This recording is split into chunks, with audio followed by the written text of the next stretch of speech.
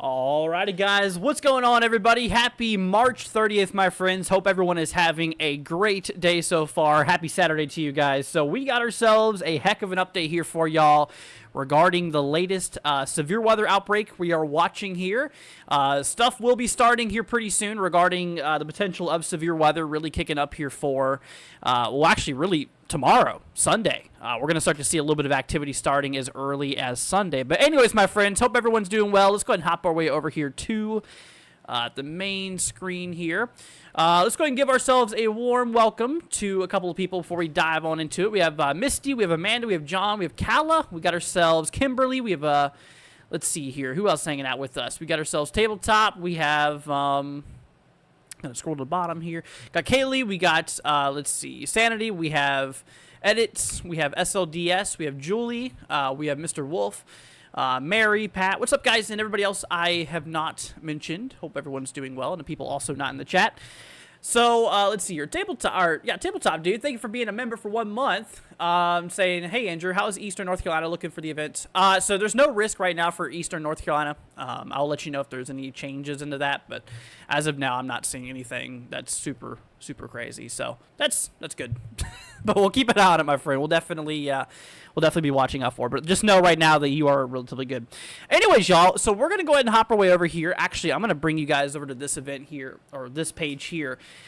We actually have ourselves a little slight risk here regarding severe weather today across portions like southeastern Ohio. Nothing super crazy. We do got a small tornado probability here for today. Damaging, well, hail, I should say. Hail, there's a 15% risk, and, damaging winds, there's a 5% risk here. Just a little slight risk today. Tomorrow, same thing. Like I said, tomorrow's really where it starts here. Let's see, Tristan, dude, coming in with a $10 super chat, man. Thank you so much, Tristan. I appreciate that, dude. You definitely did not have to do that. Thank you so much, man. Big shout out goes to you, Tristan. I appreciate that. But yeah, for tomorrow, that's where we're going to start to see, the beginning of this event kind of unfold here. Once again, just a little slight risk here for tomorrow. There is a 2% chance for tornadoes across like northern Missouri, cutting through like central Illinois into western sides here of Indiana. Regarding hail, 15% chance for hail. Right around quarter size is, kind of what we're expecting here, so nothing super crazy. Damaging winds, once again, pretty low threat, 5% risk area. It's talking about the possibility of some, damaging wind gusts up to 60 miles per hour, so, just a little bit of something. But, yeah, nothing too wild tomorrow. But then, of course, we move into Monday. Yep, Monday. That is the big day, my friends. So, as you guys probably have heard, we got ourselves a widespread outbreak potential kicking off here for April 1st. And, the risk goes all the way from basically West Virginia all the way down here to even like central, kind of southern Texas, which is pretty wild.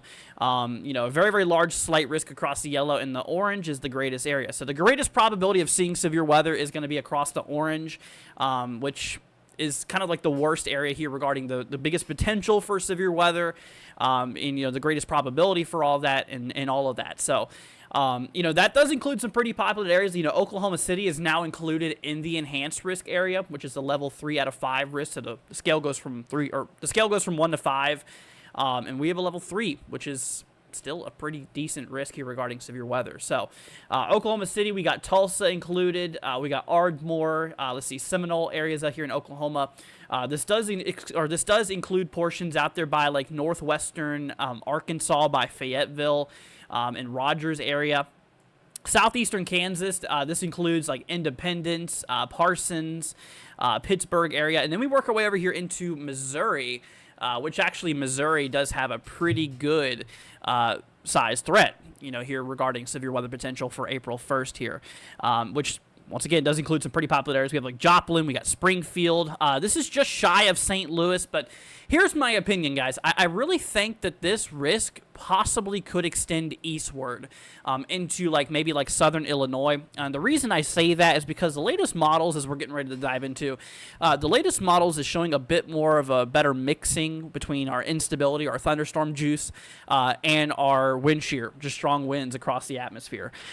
So, I think that could be an extended risk. Maybe the enhanced could work its way into Illinois. We'll have to watch out for it. We'll have to see, how that plays out and overall. But we'll definitely keep an eye out there for it. Kaylee, I don't think there's going to be a high risk. I know a lot of you guys are wondering what risk you think it'll be. Now, here's my opinion. Take this how you want to. I think there is a possibility that a moderate could be on the table. A moderate is possible. If it does get issued, I think it would be for damaging winds. We'll see. Obviously, you know, right now there's not a moderate risk. There's an enhanced risk.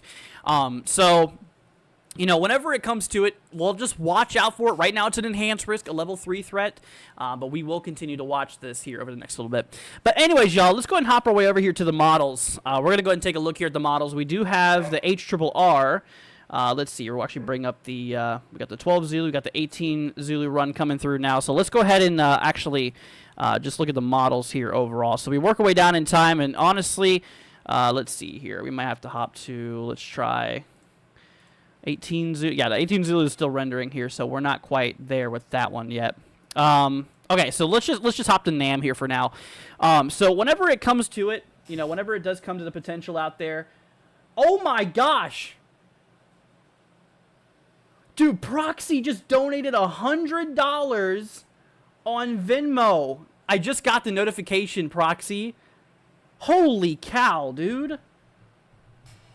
Proxy with $100. Oh my gosh. Saying, hope this gets you, let's see, and helps support your excellent weather coverage. You rock, Andrew. Proxy? Oh my gosh. Thank you so much, Prox. I honestly am lost for words. Holy cow. Thank you, Proxy. That is amazing. That is super, super sweet of you. Big thank you, Proxy. Oh my goodness. You are awesome, Proxy. If there's anything I can do for you, please let me know. That is awesome. Thank you so much. You definitely made my day here. Appreciate that. Much love to you. Wow. Thank you so much, Proxy. So, hopping back over to models, guys. So, like I was saying here, you know, as we work our way into the late first, regarding the timing of storms and stuff like that, it seems like we're going to start to see a bit of severe weather kicking off here. It looks like sometime in the afternoon of the first, the afternoon into the evening time, we're going to start to see, you know, a bit of that activity starting to, you know, kick off here. Now, the models, they have been showing a good amount of instability. You know, anything over 1,000 joules per kilogram is considered a good amount of instability, in which, you know, we do have that. So there's enough energy in the atmosphere to get those storms rolling. Now, the lower level winds and stuff like that, you know, the winds, honestly, I mean, we got about a 40-knot lower level jet here, and, you know, we have a really, really strong mid-level jet. So what I'm talking about is the winds across the atmosphere. They are very strong. And, you know, since they're very strong and they overlap all of that instability, that's basically creating the prime conditions that's needed for supercells, you know, severe weather to occur.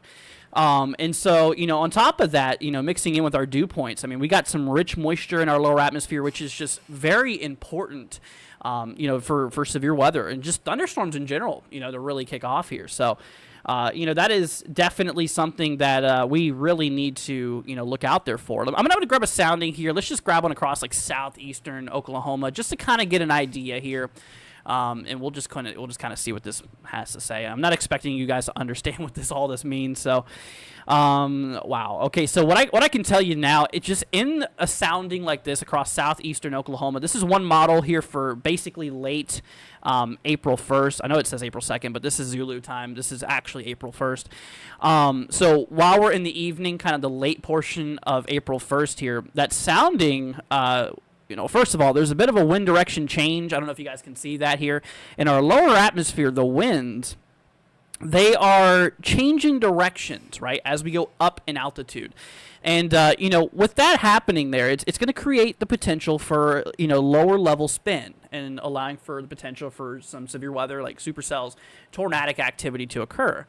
So, you know, with that being in place here, also a pretty good amount of instability, especially throughout our mid-level atmosphere. I think there's going to be a really good shot for hail, damaging winds, and tornadoes here for the late April 1st commute. So that is definitely something to watch out there for. We're going to grab another sounding. Let's just grab one here towards Dallas. We're going to grab one a little bit north of Dallas here. But we got nearly 2,000 joules per kilogram of instability out there across this area here. So that's definitely a little concerning. So here's the thing. On this in particular sounding, it's not super concerning regarding tornadoes. However, damaging winds is a big problem. Let me go ahead and hide my, my camera for a second. So If you look over here in the bottom left of this sounding, you'll see something that says D-cape, right? D-cape is your downwards cape, which is basically your downdraft, all that cold air that's coming back down, as the warm air rises, it cools down and starts sinking back to the surface.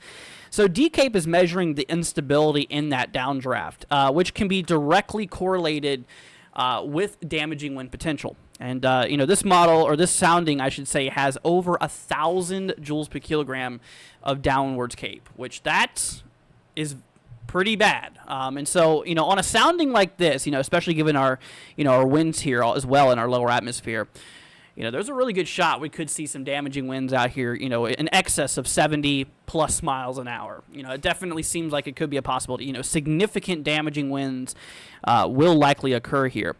So now let's go and work our way up here to the northeast a little bit. Now this is what I was telling you guys. I really have a feeling that if this trend continues, I really think that they could extend that enhanced risk possibly into southern Illinois. For first of all, you can see that the models here, like the NAM we're looking at, has a big pool of instability that's in place here for basically the morning. I mean, we're talking like after midnight. I mean, this is going to be a nighttime threat for a lot of people. So at nighttime here, for super early for the April 2nd, which is my birthday. So of course this has to happen on my birthday. So for April 2nd here, regarding it, there's a lot of instability, and our lower level winds are really strong. Look at that, over 50 knots. So typically for tornadoes and stuff like that, really anything over 30 knots can get you some tornadic activity. Once you start to see those winds go in excess of 50 knots, in some occasions, that could mean that there could be some significant tornadoes. We're talking maybe EF2 plus. So that leads me to believe that, the big tornado threat, has a good possibility of actually extending into Illinois. So we'll have to watch out there for that. I'm going to grab a sounding. Let's just grab one across. Like I said, let's just go ahead and grab one across southern Illinois here, just to kind of get a look at things here. So okay, so first of all, what I do notice here is, there is a little bit of, you can see the photograph up here, it's changing, it's turning a little bit, so that is telling us that the winds are changing directions and increasing in wind speeds as we go up in the altitudes here. So with that being said, what's concerning about that is the fact that, since we got the wind directions changing, that could create a little bit of spin in our atmosphere, in our lower levels, which could create some tornadic activity. On top of that, there's a lot of a good amount of instability in our mid-level atmosphere here, as well as a decent amount of D-cape. So, really this is an all hazards sounding here, regarding tornadic probability, damaging winds and hail. Okay, so this really does seem to be like a triple threat concern there for southern Illinois. So that's my opinion. Once again, take that how you want to, but I do feel like that the threat could go down into, that enhanced risk could extend maybe into Illinois. We'll just have to see. So then we work our way further a little bit down in time here, and you can see that as we approach, basically the afternoon of April 2nd, we got ourselves a big pool of instability that's available across like Ohio, portions out there by like Kentucky, Tennessee. Let's actually pan our camera over here a little bit so you can actually see, even like West Virginia, a good amount of instability will be available here. Also mixing in a pretty strong jet stream, as well. So let me go ahead and bring up my pen here. We're going to go ahead and, draw on the screen here. So, like I was saying, we got a good amount of instability available at this point in time for the afternoon of April 2nd across the Ohio Valley. There's a really good amount of, a big pool of instability available there where I circled, right? So then we hop to our lower level winds, and you see how they are moving pretty quick. And so what's actually going on here is we got that low pressure system, the big engine of all of this, that is kicking its way up across like northern Ohio, possibly like towards like southern Michigan. This is leading me to believe that I don't think Michigan will be really in much of a concern. So to my Michigan people out there, I don't think Michigan's going to have too much of a problem with the system. But you can see that low pressure system's kicking up, and it's really increasing those lower level winds. And on the right hand side of a cyclone, on the right hand side of a low pressure system, there's good mixing between our winds and our instability, which can allow for some tornadic activity to kick off. So that leads me to believe that, portions of Ohio could be in some of the tornadic activity as well. We're going to grab a sounding across the eastern side of Ohio just to kind of get a look out there and see what this is showing us. In which, wow, okay, so there you go. You can see how that we have like that arch. Let me use a different color here. So you see on the photograph how it has like this arch to it. See how it kind of like curves. So once again, what that is saying here is that our winds are changing directions and increasing in wind speed as we go up in altitudes, which that is the conditions that's needed for tornadic activity. So, a lot of strong wind shear. I mean, seriously, the winds across the atmosphere, like almost all levels of the atmosphere, is really fast moving, which is a bit concerning and is the prime conditions for tornadic activity. A lot of instability, throughout the atmosphere too. Pretty high top thunderstorms, according to the sounding here. Just over 9 kilometer tall. Some pretty tall thunderstorms looks possible. But yeah, so the ingredients are there, y'all. Unfortunately, and there could be a possibility that we could get a couple of, couple tornadoes. Unfortunately, throughout Ohio, does seem possible. Now the model does end right here for basically the evening of April 2nd. In which you can still see here that we do have instability around the late evening of April 2nd. There is still instability available across the deep south, towards like Alabama, towards like Georgia, Mississippi. Now, the good news is that the winds are not going to be as strong down here because it's further away from that low pressure, which, the winds are not going to be as amplified. So I'm not seeing as big of a concern for, like tornadic activity in the deep south. So that's good news to my folks out there. Although, I mean, I'm not saying it's completely ruled out, but I am saying that it is definitely a lower probability than areas that is a little bit more further north. Now, our winds and our mid-levels are still pretty strong, which that would allow for, severe weather to get organized, allow for those storms to, possibly be long-lived, given if they have enough instability and all that stuff. The mid-level winds are very important for keeping things going, keeping things organized here. And so, honestly, in the deep south here, let's just grab a sounding. I'm not going to grab a cherry pick sounding, which, if you don't know, a cherry pick sounding is finding the worst the worst possibility, which would be right here. It's where the highest cape is. We're going to grab one just right here in central Alabama, just to kind of see what we're looking at here, right? Let's go ahead and remove my pen here. So that is really interesting. So, obviously, you can see how it does say tornado here. Don't go off of that alone. But the winds, I mean, there is a bit of a change in wind direction here, as you can see. But the winds are not as strong as they are further up north. Now, that's what I was saying. I'm not completely ruling out a tornado probability, but I don't think if it was given this environment, I don't think it would be anything significant. It would probably be more weaker tornadoes and nothing super, super crazy. So, I think the stronger tornadoes are going to be more up north than these areas here. But, but even then, I mean, we still have enough instability and, the conditions, I think, could still produce some damaging winds. And honestly, I think that would be the main concern for areas down further south here for April 2nd across like Alabama, across like Georgia, Mississippi, some of those regions there. I really do believe that, that would be the main mode, the main threat here for the southeastern U.S. So that's just, what I wanted to go ahead and mention there. But anyways, y'all, so we're going to go ahead and hop our way back over here. Like I said, if you guys are just joining us, this is the latest risk that we have out here. This is the latest Storm Prediction Center risk here for April 1st, okay? So on April 1st here, we got ourselves a very large enhanced risk here, which is a level 3 out of 5 on the severe spectrum, which, I mean, really any level of severity is the potential for damaging and severe storms, right? This is a level 3, which, typically once you get above like level 2, level 3 and plus, that's whenever you can have some pretty nasty severe weather events. And just given the magnitude of how large this risk is, it makes it a little bit more concerning, considering, there's more areas to cover, there's more widespread severe weather potential, right? So there's going to be more likelihood of somewhere seeing some severe weather. Now, so as of now, as of the current moment here for April 1st, the Storm Prediction Center believes that central eastern Oklahoma, southeastern Kansas, northwestern portions of Arkansas, and really a lot of central and southwestern Missouri is going to be in the heaviest of the activity here for April 1st. That is, as of now, the greatest probability regarding the severe weather potential. But of course, across the yellow, that's still a slight risk, still a really decent shot for severe weather, all the way down from, the severe weather risk goes all the way even into southern Texas here.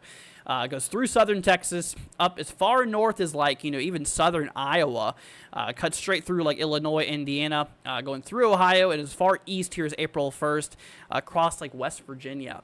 But then we work our way over here into April 2nd, and we can see that we have a 15% risk here regarding severe weather. So the severe threat continues from the 1st. I think the 1st is going to be the biggest day, but then we work our way into the 2nd, April 2nd here, and we got ourselves a risk all the way as far down south towards like Birmingham, Huntsville area, Fayette here in Alabama, so kind of like the central and northern side. Portions out there by like Georgia, just north of Atlanta, like towards Dalton, Blue Ridge, Jasper, Rome, Clayton area. And then we work our way over here into like Tennessee for April 2nd. So, this includes like some pretty popular areas, like I was saying, towards Nashville. Like we got Nashville, we got Knoxville, Cleveland, Chattanooga will be included there for the risk on April 2nd. Even a little sliver out there towards the Smoky Mountains of western North Carolina. We're going to have the possibility there. Like I said, we're going to have the possibility there of severe weather out there by Andrews, Asheville, Spruce Pine, Boone, and some of those regions on the far western side here of North Carolina. Then we work our way over here towards Kentucky. Now, the risk as of now is, for April 2nd, is going to be across portions by like Lexington, Cumberland, Bowling Green, Greensburg, sorry. And I want you guys to know something, that this risk area here is likely going to be moving around a little bit until we reach April 2nd because, obviously as we get closer to this event, the event's going to be a little bit more clearer to us, and we're going to understand where severe weather seems more likely. So as of now, this is just a rough sketch of where the areas of severe weather would likely be. But like I said, if you're not in a risk area here right now, obviously there still could be the possibility that you could be introduced into it, if conditions are met here. Which once again we're still learning a lot about this event before it's here. It's at this point it's like 3 days away. Actually, right around like 2.5 days away is whenever April 1st is, and so it's whenever it starts. But there's still a little bit we're learning about this and on all of that. So just keep that in mind, and just keep that in the back of your head that some of these areas could be changing. So then we work our way over here towards southern Ohio. Now, we do have that April 2nd risk out there towards like southern Ohio, just south of Columbus, east of Cincinnati here. All of West Virginia, literally the entire state here of West Virginia is in the risk here for April 2nd. Working our way into Virginia, most of Virginia also in the threat, like D.C. All of Maryland here is included. Southern portions of Pennsylvania, just south of Pittsburgh, as of now is at the risk area. Even places out there by like Delaware here for April 2nd is going to be in the risk area. So, overall, like I was saying, this is a pretty large area. And let me go ahead and hop you guys over here to this page here overall. So whenever it comes to it, like I said, we have two little slight risk here. We'll go ahead and zoom in a little bit. So this is tomorrow's threat. We got a little slight risk out there. 2% chance for tornadoes. This is not the big event, though, guys. This is just a little bit of a pre-event here. So like northeastern Missouri, central Illinois, portions out there by like western Indiana. We got a little tornado threat. Damaging winds, 5% chance here, and hail, 15% chance. So we'll definitely look out there for that.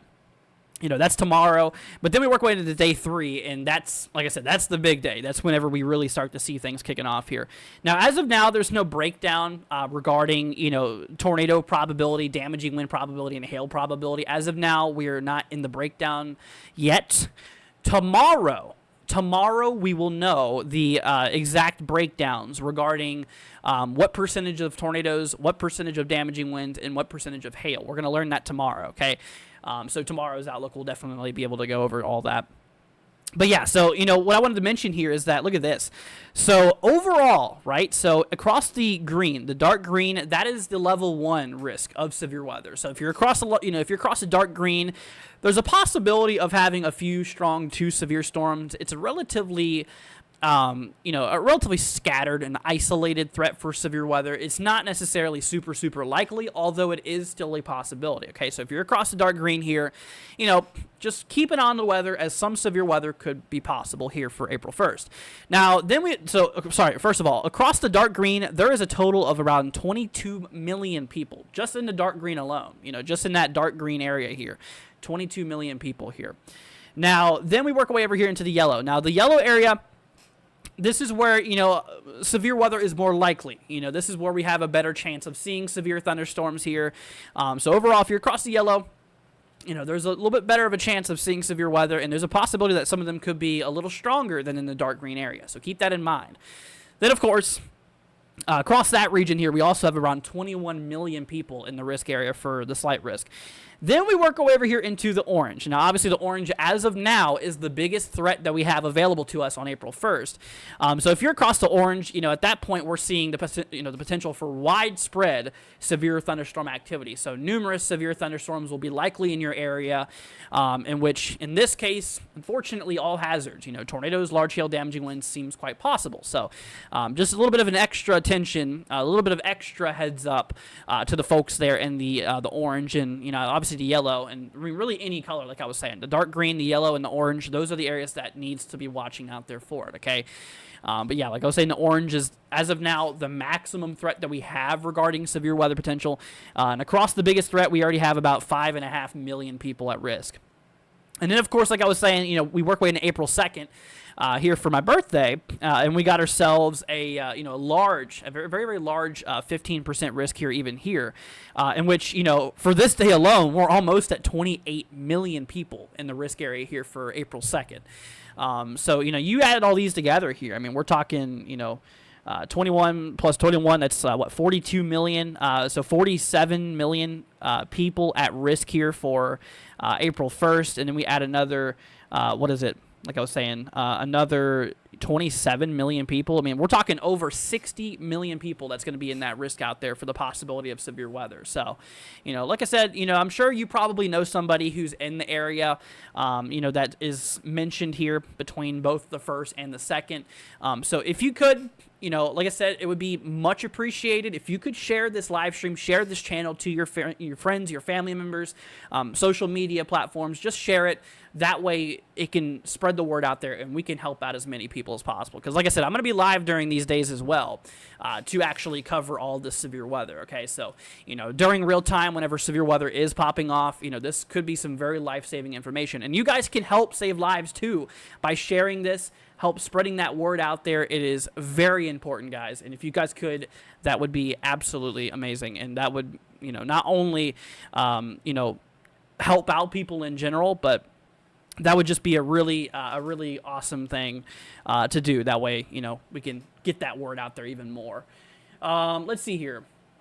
All right, I'm going to get to some of these comments here. My bad, y'all. I'm not really keeping up a chat as much as I want to be. But like I said, there's just a lot of information that we have right now. It's just, we got to go over a lot of it because, we got some pretty large, pretty broad areas at the risk area.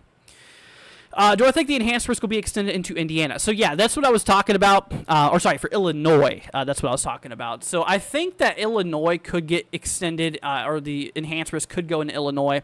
It seems like on the latest models and stuff like that. Okay, I'm bringing y'all back over here. While it does seem like some of those areas here towards Illinois, maybe even southern Indiana, I mean, you can kind of see how we have a pretty good pocket of instability that's going to be there for basically the transition of late April 1st into April 2nd here. There's going to be a lot of instability, and the more concerning thing is that over that instability, we're going to have a very, very strong lower level jet, as we do have that surface low, that strong low pressure system at this point in time for the transition. Would be in basically like northern Illinois. So, across southern Illinois, we have the strongest wind shear, the strongest winds, because of that strong low popping off. And, that just so happens to be where we have a lot of instability as well. So, overlapping those two together, it's, like I said, a little bit concerning there. And, with everything else in place, like, the dew points and stuff like that, I mean, we got some rich moisture in our lower atmosphere. I mean, yeah, like I said, it's like baking a cake. You throw all your ingredients together, it turns out good. If you have too much of one ingredient, sometimes it can get a little iffy. But in this case, it looks like, we're following the directions here. It looks like the book is, spot on. It looks like we have enough of all ingredients to get things to, unfortunately, possibly be pretty, pretty nasty. So that's definitely what I think. I think it could extend into southern Illinois. I'm not too sure about Indiana. I still need to see the models. I mean, we'll see how they, continue to progress here overall. And here's the wrap model. You can actually see here for actually April 1st, right around the afternoon here. There's going to be the possibility we could get a bit of, strong to severe thunderstorm activity here for the afternoon of April 1st. As we do have ourselves a pretty good pocket of instability, all the way from Missouri to West Virginia here. And, once again, and for the early stuff here, right around the afternoon of April 1st, it doesn't seem anything significant. Our lower level winds are really not that strong, so I don't think there'd be much of tornado problems with that. To start off with, our mid-level winds are strong enough to really get storms, going and organized, I think. So, with all that being said there, early for the afternoon here, I definitely do think that, we could get a little bit of thunderstorm activity over here towards the southern Ohio Valley here overall. So, like I said, we'll definitely, just be watching out there for it. We'll definitely be, keeping you guys updated on this here because, like I said, this is going to, unfortunately be a problem with all hazards on it. And but yeah, so there's that instability pocket, and once we work our way further down in time here for more of the evening of April 1st here, that's whenever we're going to start to see a lot of the big stuff start to fire off here. Some of the first areas as you experience a lot of this, a lot of the big stuff is going to be out there by northeast Texas here for the afternoon evening of the 1st, into eastern Oklahoma, portions out there by northwestern Arkansas, southwestern Missouri. That's going to be where we're going to start to see some of the heavy stuff start to pop off here. Once again, a lot of instability available here for the afternoon or the evening here of April 1st.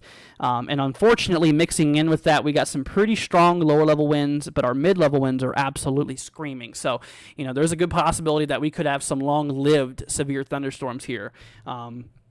Just giving everything that's mixing here. Dew points are rich too. Once again, a lot of strong moisture, or a lot of high moisture, I should say, which is what thunderstorms enjoy, and it's what they like. So, unfortunately, it's a little bit, a little bit of everything here. And if we grab a sounding out there by, I think this was northeast Texas where I grabbed it, the photographs, there's a little bit of a curve to it, which is telling us, you can see in the lower atmosphere how the wind directions are changing. So, towards the surface here, you can see that they're moving, relatively northeast. And as we go up in altitude too, you can see that they kind of move more to the east here. So there's a sudden change in wind directions as we rise up in altitude, which, can create some spin in our lower atmosphere, which unfortunately could spawn a couple of tornadoes there. And but I think that threat's going to really materialize, later on, probably for the morning of April 2nd. Unfortunately, like I was saying, we're going to have quite the nighttime event here, it looks like, because at this point we're at 06 Zulu. That's I think that's 2 a.m. Eastern, 1 a.m. Central Time. So obviously the sun is well down by this point, and we still got a pretty solid block of instability available. Unfortunately, we got some pretty strong wind shear too from that low pressure system that's up there in northern Missouri. Our mid-level winds are once again still screaming at this point. Really, really strong jet stream, and just we'll go ahead and grab another sounding here. Unfortunately, that's all together, all together there. And, this sounding here, we got a little bit of a curvature here to our hodograph, which, is showing that there's a slight change in wind direction and wind speeds, as we go up in altitude, like I was saying.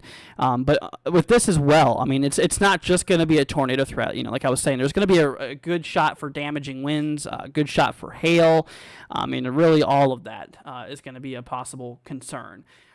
So, we'll definitely watch out for it. And, we'll just continue to see what the models are saying overall because, unfortunately, all of those concerns will be a possibility. Let's see here. Let's go and get to some of these comments here. Sorry, y'all. Like I said, I'd love to be a lot more active in the chat here. Like I said, there's just so much to talk about between the models, the new model runs we have now, and the outlook areas and all that stuff. There's just a lot of stuff to talk about, so... let's see here. So Pat wants to know about the Dallas area. So as of now, Dallas has a slight risk, a level 2 threat. Across the Dallas region here, I think, there's going to be the possibility of some damaging winds and stuff like that. I would say it's possible for maybe an isolated tornado or two nearby, but I really don't think that Dallas is going to have the greatest probability for tornadoes. I think that's going to be more to your northeast.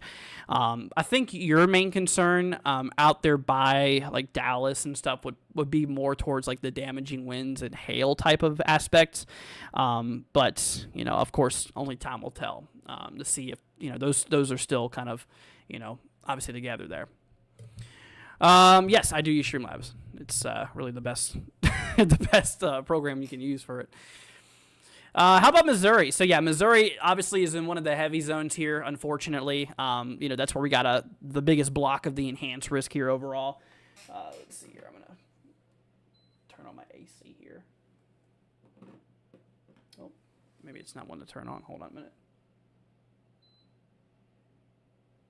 There we go. Had to turn on my AC. It's getting a little warm in here.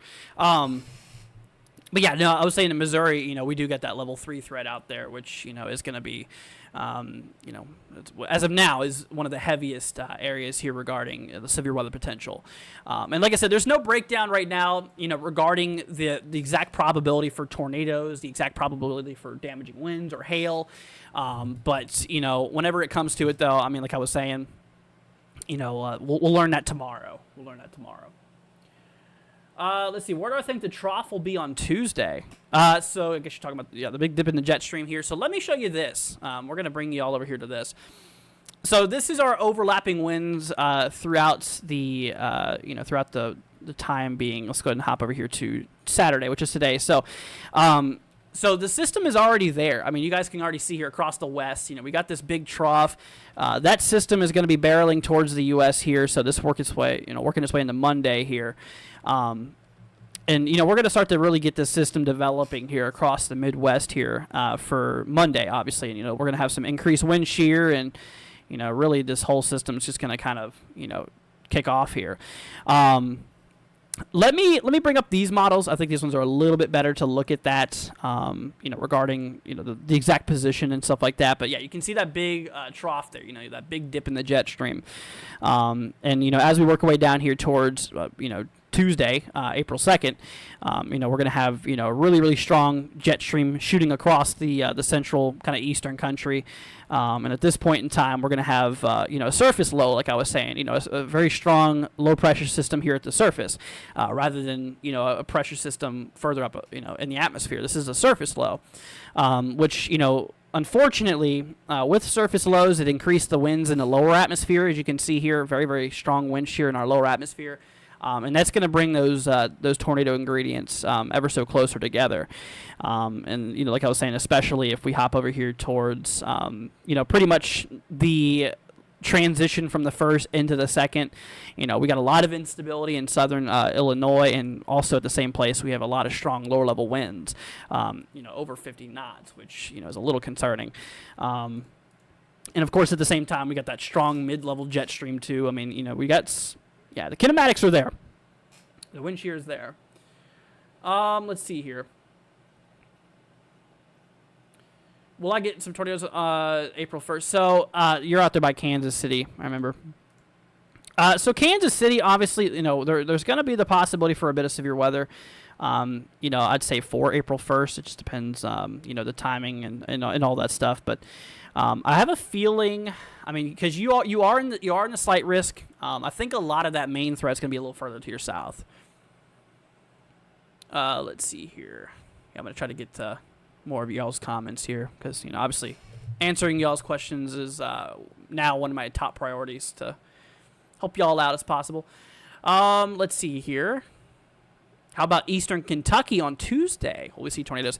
So Eastern Kentucky, we're going to bring y'all back over here. So the risk here for Tuesday, April 2nd, obviously you probably already knew this, but you are in that, that 15% risk area, which is equivalent to a slight risk, that level 2 threat. So you do have the threats. Now, jumping to the models here, overall, there's going to be that instability here for, right around the evening. The storms are probably going to be happening right around the afternoon, evening of April 2nd for you. There's not as much instability given this model here, but there's still enough that could allow for severe weather to occur, of course. But also at this time, we are going to have some pretty strong wind shear. We're talking still a 40-knot lower-level jet, which is still pretty strong. Let me grab a sounding. Actually, I'm gonna look at the instability so I don't grab a non-unstable atmosphere here. So let's just grab a sounding here just to take a look at it, and so we can kind of break this down here. But just given the fact of instability and wind shear, yeah, I do think that is possible. And just looking at our hodograph up here, you can see how we got that curvature, kind of that arc, kind of that arch there. See how we have a sudden change in our hodograph? So that's literally just a visual representation showing us that the winds, they're changing directions as we go up in altitude. So, you can kind of see here in our lower atmosphere, we got a northeasterlies. In our mid-level atmosphere, we got easterlies. So the winds are moving directly east in our mid-atmosphere and northeast in our lower atmosphere. So that sudden change in wind directions and the increase in wind speeds will allow for the possibility of some supercells and, unfortunately, the possibility for a couple tornadoes. So, yes, eastern Kentucky, I think, will be included in the tornado threat here for April 2nd. So, Alvin, there's no risk for North Carolina right now. Let's see here. Quentin says, your station's been handed off to my guys, are putting everything together for it to be shipped out. Awesome. Thanks, man. Big shout out goes to the Bush pilot. He's actually helping me on my Mesonet fancy weather station. Appreciate it, man. Thank you, dude. Let's see here. What about Indiana, Michael Chase? So, obviously, when it comes to Indiana, I'm seeing a growing concern across some of those regions there. Looking at the models here at the latest runs, like the NAM, we have an increased amount of instability throughout, like, southern Indiana. Same thing for Illinois, really. So, we have enough instability, right? And the more concerning thing is our wind shear in our lower level atmosphere. Where we're talking over 50 knots, over a 50-knot lower level winds. Now, honestly, I really believe... Yes, there's going to be the possibility for some tornadoes in this environment, but I really kind of think that, you're going to be leaning a lot towards damaging winds. I think there's going to be a good shot we could see some damaging wind gusts and, all kinds of stuff like that. Because our decape's almost over 1,000 joules per kilogram, which, given that and just how strong our lower level wind shear is, mixing those two together, with our strong lower level winds and our decape. So, while you got your strong lower level winds, they're really screaming in our lower atmosphere. That downdraft, that cooler air is going to actually arc your winds, your lower level winds downwards, and it's going to point some strong winds towards the surface. So, that's what leads me to believe that we're going to have some pretty strong, some damaging winds, also being one of the main problems. I think, if not the main problem for southern Indiana there. So, we'll see. Tori says, hello, Andrew. So I hear you talking about southern Illinois. How bad do I think we could possibly get? So, yeah, southern Illinois, I'm watching. I think it's theoretically possible we could get an upgrade. Now, that's my opinion. Obviously, take that how you want to. It's obviously up to the Weather Service in Norman, Oklahoma, SPC. Right now, you're in the slight risk, but I think, just given latest model trends and stuff like that, there's more instability available, stronger wind shear. And I do think that there's going to be the possibility for maybe an upgrade. I mean, we'll see how that plays out, if the models continue to support this even. But as of now, obviously I think that southern Illinois might have a pretty good potential. Now, to my folks up there for like northern Illinois, for portions of Michigan, Wisconsin, if y'all are wondering in this region, you guys are good. I really don't think you're going to see any severe weather across some of these regions here because, that low pressure system, that surface low we were talking about, is going to be in place across like northern Illinois. And the wind shear and the kinematics and the thermodynamics do not support severe weather on top of that low pressure system. So all the severe weather will remain to the south of that low pressure and to the east of that low pressure system. So that's a bit of a sigh of relief here for a lot of places like Wisconsin, northern Illinois towards Chicago and stuff. I think you guys will be relatively fine. But yeah, southern Illinois though, it's something we should still watch out for. Let's see. What about Northeast Ohio, April 2nd? What do I think? Says Mary. So Mary, for Northeast Ohio, the models, the latest model runs, we do have enough instability out there from the latest model runs to possibly support a bit of severe weather. We're definitely going to have the winds up there. I'll tell you that we're going to have some pretty fast-moving winds. And that's what I was talking about, that surface low. That low-pressure system is going to be positioned right over northern Illinois, right over northern Ohio. It really depends on the position of that low. For example, if that low-pressure system was a little further north, that would actually drive that severe weather potential a little bit higher because you can get more of that instability shooting up a little bit further, more of those conditions. But if that low pressure system's where it's at, it'll be close. But if it's any lower than that, probably not. But it's really just a waiting game. But as of now, we do not have a risk for you guys. If I hop you over here to the actual convective outlook here for April 2nd, you can see that southern Ohio here. We do got that equivalent of a slight risk, but there's no risk up there for the northeast side. To my folks out there by like Cleveland, proxy to you guys out there. I think you obviously I would still watch out for it, but it doesn't seem as of now that you guys are going to be an as crazy of a threat overall. Let's see here. Do I think there could be significant wind risk in central Indiana? It's a good question, my friend. Honestly, yeah, I do think that damaging winds will be one of the main problems for Indiana. Once again, for more of the central southern side, guys, northern Indiana as of now does not really seem to be in too much heat regarding severe weather. I just grabbed a sounding down there for the southern side. So, our DCAP's right around 1,000 joules per kilogram, plus given the fact we do have some strong lower level winds here. Yeah, I do think the damaging winds, potentially significant damaging winds could be a real possibility. And of course, you can see our hodograph there, that curvature. There is a bit of change in wind direction and wind speed as we go up in altitude. So, all hazards really in this case. I think hail too, hail, tornadoes, damaging winds. I think the most dominant threat's probably going to be for you guys is going to be that wind threat followed by tornadoes and then hail. I think that's going to be like your, the list of main concerns. But, we'll see. We'll see. Let's see here. Jeff says, hi, Andrew. We'll be keeping an eye out in southern Illinois. Sounds good, man. Good to be weather prepared, my friend. And, once again, now would be a good time, guys, if you do not have a plan in place, now would be a great time to have a plan. Nowhere to go in case if severe weather happens. It'd also be good to, get a little survival kit together, a first aid kit. Obviously, first aid kit, you need shoes, helmets, flashlight, even recommended, it's totally up to you, optional though, weather radio. That way you can, hear alerts. But also, like I was saying, I'm going to be live during this, so I'll be able to tell you if there's warnings or when they expire, when they get issued and all that stuff. So, just tune into live stream the day of, and I'll be here to cover it. Let's see here. Let's see, Huntsville, Alabama. So, yeah, Alabama here for April 2nd will be the concern, the 4th, which, yeah, sorry, the 2nd, my bad, day 4, that's what I was trying to say. So, yeah, Huntsville, we do got ourselves equivalent to a slight risk, which is a level 2 threat. So, yeah, Huntsville definitely should keep an eye out there for it, as severe weather does seem to be a possibility. The good news is that, further down south, I don't think we're going to have as much of an issue with, like, significant tornadoes or anything like that. If you look at the models here, you can actually see here for the evening, afternoon, evening here of April 2nd, we're going to have a decent amount of instability available here. We're going to have a decent amount of instability available. But, something you're going to notice is that our winds are not as strong. We got about 25 knots of a lower level jet compared to that 50 we're tracking up towards the Ohio Valley. So a big difference there.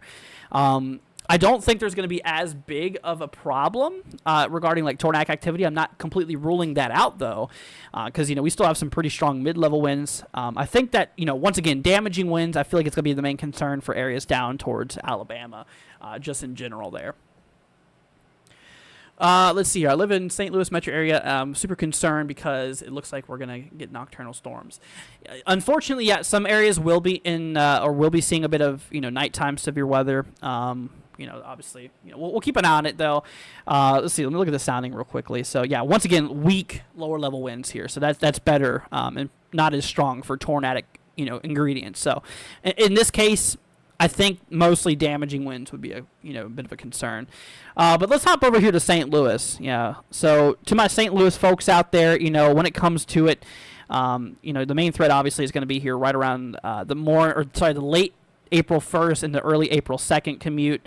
Obviously it's cutting it pretty close there because the instability kind of tops off just to the north of St. Louis a bit.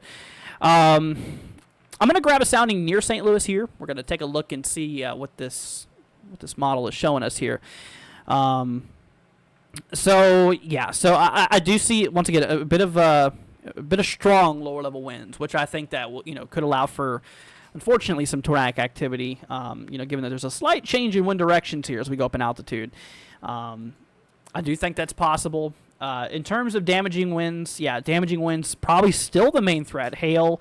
We have over 1,500 joules per kilogram of instability out there. So, the timing of this here is going to be at 06 Zulu, which is right on 2 a.m. Eastern, 1 a.m. Central. So, that will be a bit of a nighttime concern there.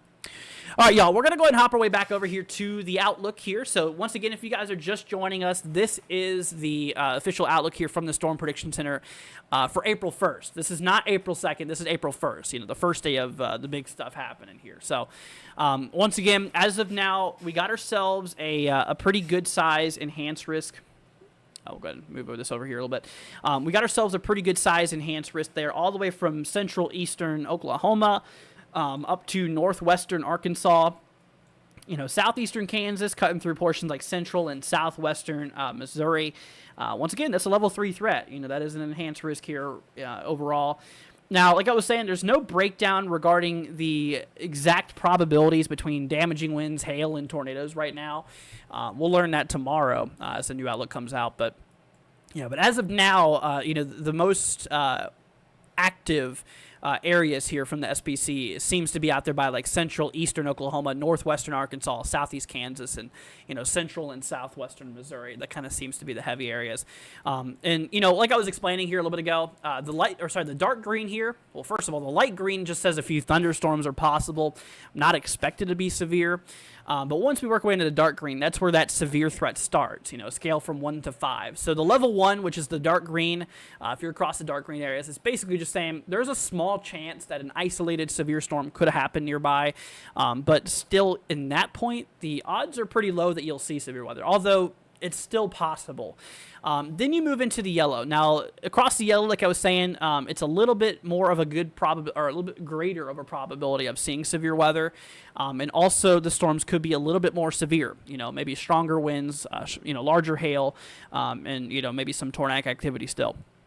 And then, of course, across the orange, like I was saying, the biggest risk, that is where we're expecting widespread severe thunderstorm activity to occur. With the greatest threats for hail, large hail and damaging winds and tornadoes, as of right now. So, we'll definitely wait for those breakdowns because we're gonna learn that tomorrow. So for tomorrow's update, we're gonna do it around the same time, around 3 o'clock or so. We'll do the same thing for you guys. I will. Let you guys know what's going on and all that stuff with the new update and stuff like that. And like I said, tomorrow's update, we're going to have, overall, we're going to have a better outlook anyways. Let's see here. Smack dab between St. Louis and Springfield. So can I expect a bit of everything, says Mike.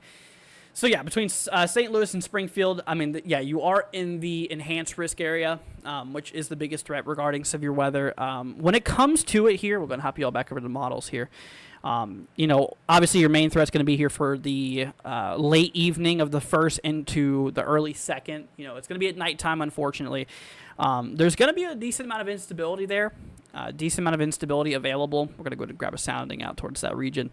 So there is a little bit of wind directional change, as you can see in our lower atmosphere, obviously, which could support a couple tornadoes, unfortunately. Damaging winds and hail also, I think, would be a concern. So, a little bit of everything is possible.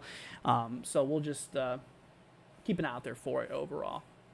But like I said, I get it's a little scary, guys. Once again, I understand a lot of y'all are, nervous about this. But like I said, y'all, we'll get through this together. I promise you, we'll get through this. And I'm going to do everything I can in my power to help out, okay? So if there's anything I can do for you, please feel free to let me know. Because, whatever I can do that's within my ability, I will definitely be here to help you guys, whether it's a bit of these updates, like I was saying, just stay tuned to these updates, and I'll keep you guys up to date with the latest and everything like that. So, if you haven't already, consider subscribing. I know a lot of YouTubers say that, but but in this case, it's for your safety, guys. So please consider it. Let's see here. What is the timing for Indiana on April 1st? So, whenever it comes to it, like we were watching here for April 1st. There could be a little bit of storm activity here right around the afternoon, here towards the end, like southern Indiana here for, right around the afternoon, evening. But it looks like the main stuff is going to happen here for, like, basically the morning of April 2nd. So it looks like there's a possibility of 2 rounds of activity here. I mean, the environment will be open for severe weather afternoon, evening of the 1st, and another round of severe weather seems possible right around the morning of the 2nd overall. Let's see here. How Closer, he says, would not be surprised if there's a moderate. I'm going to say it's not off the table. I'm not too sure quite yet, honestly. But I feel like if it was, it would be for damaging winds, honestly. That's what I think. I think it's theoretically possible. But, obviously, time will tell. Time will tell. As of now, it's an enhanced risk. The risk that we got right now is what we should go off of. And, if there's any edits to it, we'll, let you know. Let's see here. I'm here in St. Louis. We're just now almost done with repairs from a hailstorm 2 weeks ago. Oh, wow. So we don't want any more. I hear you, man. I hear you. That's unfortunate. But, obviously, best of luck to you, man. And like I said, we'll get through this together, guys. I understand it's a little freaky sometimes regarding severe weather. But, like I said, we'll keep you all updated. Keep you guys prepared. And, whenever the day comes of severe weather, April 1st, April 2nd, like I said, I'll be live. I'll be live here. Could I get a timing on Nashville? So for Nashville, to my folks out there in Tennessee, it's going to be pretty early, actually, early April 2nd. That's when we're going to have that open window of instability there. Also, pretty decent wind shear, about a 40-knot lower-level jet. Mostly speed shear, I've noticed. Most of the winds are pointing in the same directions in this area. Very, very strong mid-level winds, though, at that point. But, yeah, it's going to be sometime like early, probably like late morning, early afternoon for April 2nd. Let's see. Do I think an upgrade to moderates? What do I think about Joplin, Missouri? So, yeah, we just mentioned that. I think it's on the table. I don't think it's, obviously right now it's not issued yet. I think it can't be ruled out as of now, so we'll have to see. But Joplin area, yeah, you guys are in the enhanced risk, which obviously is, as of now, the greatest probability regarding severe weather. And, for the Joplin area here, your storms are going to happen pretty late, right around sunset, I'd say, a little bit after sunset for April 1st. I'm grabbing a sounding here for you out there by Joplin here from the NAM model. So we'll go ahead and see what that says. So with this environment here, obviously a couple isolated tornadoes can't be ruled out, damaging winds, and, definitely maybe a little bit of hail too. It's kind of an all hazards possibility for you. So we'll see. Let's see here. What about Kansas on the 1st? So to my folks out there in Kansas, let's go ahead and first of all remove this here. It's really the eastern side of Kansas that we need to be watching out there for. You can see we do have an enhanced risk, the level 3 threat for southeastern, Kansas towards Pittsburgh and let's see here, Coffeyville and Gass and Chauncey. I have no idea how you say that, Parsons area, and it's no further west as of now than like Salina, out there by like Manhattan area. You can kind of see where that's at. So it's specifically the eastern side of Kansas that should still watch out there for it.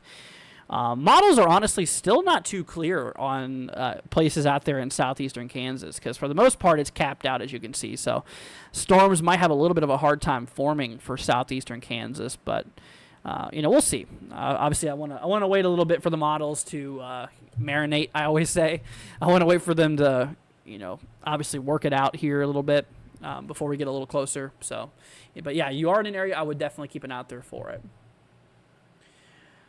Is Houston, Texas in the risk? I don't think so. Yeah, no, Houston, while we do have a thunderstorm risk, it's not severe weather.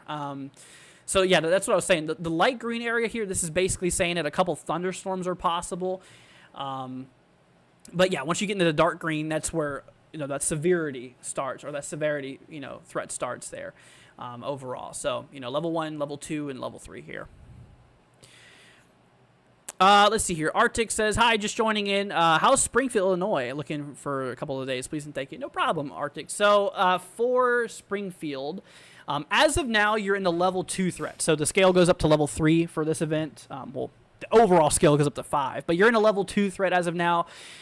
Now, what that means is that, yeah, you should still keep it out there for the possibility of severe weather. It looks like here for the morning of April 2nd. I mean, it's going to be like early. Still nighttime and everything. We're talking the early AM hours. Models do show, that possibility of a bit of severe weather happening out towards that region there. We'll see. This in particular model has that a little further south than Springfield, which, still we're trying to work out here. If you look at the GFS model here, this one's completely different. So, I mean, yeah, you can kind of see that there's a little bit of disagreement still. But as of right now at the moment here, we'll definitely keep an eye out there for it, and we'll see. But, honestly, Arctic, I think it's going to be the possibility here of, potentially all hazards. Some tornadic activity, maybe some damaging winds, and, some large hail possibly. Let's see here. Pilot says, thanks, Andrew. When I checked the models, let's see, that is what I thought around. Just wanted to get someone's opinion. All right, sounds good, man. Yeah, so for Tennessee folks out there by like Nashville, it's going to be, afternoon, actually pretty early, actually probably late morning, late morning, early afternoon of April 2nd, which, like I said, it's my birthday. April 2nd, literally the day my birthday, I have to be here for coverage. So it's like lovely. So I'll see you guys on my birthday here. Let's see here. What about St. Louis or St. Charles, St. Louis? Yeah. So for you guys out there, for my St. Louis folks out there, we got to watch out there for pretty much around midnight. We'll see. I mean, the timing's still a little meh, still a little blurry. But yeah, so St. Louis as of now is in the level 2 threat. Let me bring y'all back over here to the risk. So, just shyly to the west of St. Louis, though, we got that enhanced risk, that level 3. But yeah, so you're in an area we should definitely keep an eye out there for, regardless. So yeah, we'll keep an eye on it. But yeah, it looks like it could be like a pretty, honestly, maybe even afternoon. Yeah, take this with a grain of salt. This model shows maybe a little bit of storms popping off here. Leaves a little opening, a little bit of a break in that cap there, for, the evening of April 1st, but it looks like the biggest potential is going to be like early April 2nd. So we'll see. Mary says happy early birthday. Thank you. Appreciate it, Mary. Let's see here. I'm going to try to get to as many questions as possible. Yeah, no, we're not going to do zip codes today, guys, because like I said, we don't have exact breakdowns. Tomorrow, though, we'll do zip codes. Like whenever I have a probability for tornadoes, large hail, and damaging winds, I'll do zip codes for you guys tomorrow. But, at least for now, if you just give me like a state, a region, side of a state, I can look at that, to an extent. Or if it's like a major city that I know of, then I can also look at that too. But let me go and hop you guys over here to April 2nd's outlook here. So this was April 1st. This is the big day as of now. April 2nd, once again, that threat does continue a bit more to the east out there by the mid-Atlantic, portions of the Ohio Valley, and into the southeastern United States. As far down south towards Birmingham, in the risk out there, like towards Huntsville, northern Georgia, just north of Atlanta is in the risk here for April 2nd. A lot of central and eastern Tennessee is in the risk area here for April 2nd. A little sliver up there towards western North Carolina. By Asheville, Andrews areas in the risk. Central eastern Kentucky, a lot of Virginia, all of West Virginia here, southern Ohio, south of Columbus for the most part, southern Pennsylvania, pretty much all of Maryland, and a little sliver of like central western Delaware is going to be in the risk area. So what about Nashville? So yeah, Nashville, you guys are in the risk area out there for April 2nd. You can see that you're in a level 2 threat equivalent. So when it comes to it, there is, like I said, the timing regarding out there by Nashville, it seems like it's going to be kind of like an afternoon type of, probably early afternoon, late morning event for you guys. But that could still change a little bit. because we're still a couple days away, and there's going to be a little bit of changes here. So we'll definitely keep an eye on it. Let's see here. Oh my gosh, Mary Hutchings, thank you so much, coming in here with a $10 Cash App donation, my friend. Thank you so much, Mary. I appreciate that. Big shout out goes to you. Thank you so much. That is super sweet of you. I appreciate it. And let's see. Proxy, dude, coming with a $35 super chat. Holy cow. Proxy, you did not have to do all that. Let's see, April 2nd, Andrew has a birthday, but we all got the gift of fun and educational stream. The NW Donut 6 family is super lucky.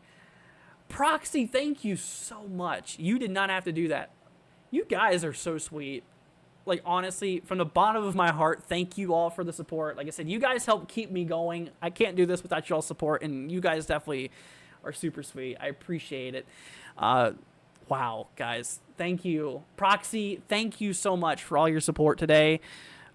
All of you guys, thank you so much. That is amazing, you guys. Thank you so much. Yeah, like I said, it helps pay for my programs, helps keep everything running and everything. So thank you so much, guys. You all are the best, and I love every single one of you guys. And like I said, if y'all have any questions, I'm going to try to get to everybody. I know there's a lot of people in here today. It's a little hard for me to get to everybody, but I will do my best. I will do my best to be here for y'all. What's up, Carissa? Saying, hey, Andrew in chat. Sorry I'm late. You're good. Don't worry about it. Won't be live tomorrow. So 3 p.m. tomorrow as well. I plan on doing another stream maybe today, actually, later today.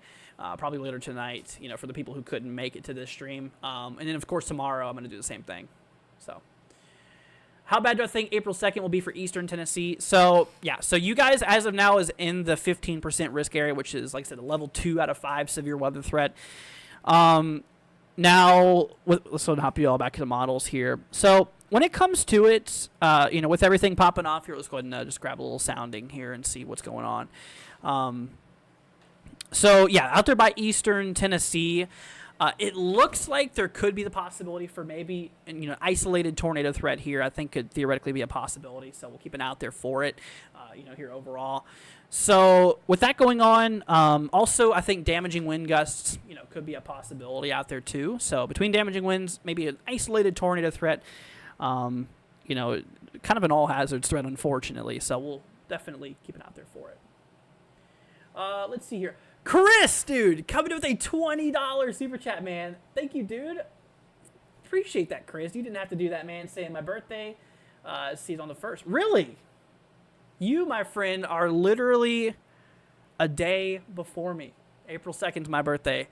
Chris, dude, thank you, man. You did not have to do that.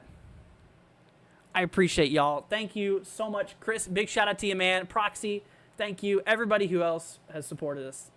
Much love to you guys. Thank you so much. You all are, like I said, y'all are super sweet, and y'all don't have to do that, but I really appreciate it deeply. So thank you, guys. Big love to y'all. Much love to y'all. Thank y'all so much. And like I said, I'll be here for you. Should probably take off tomorrow. Nah, I'm not going to, John. I want to be here tomorrow, even though it's Easter. I'm sure a lot of people are going to be wondering about the risk, but yeah, so tomorrow I'm going to be streaming a lot tomorrow too. Because it's like the last day before the big stuff happens. So, I will be here for y'all.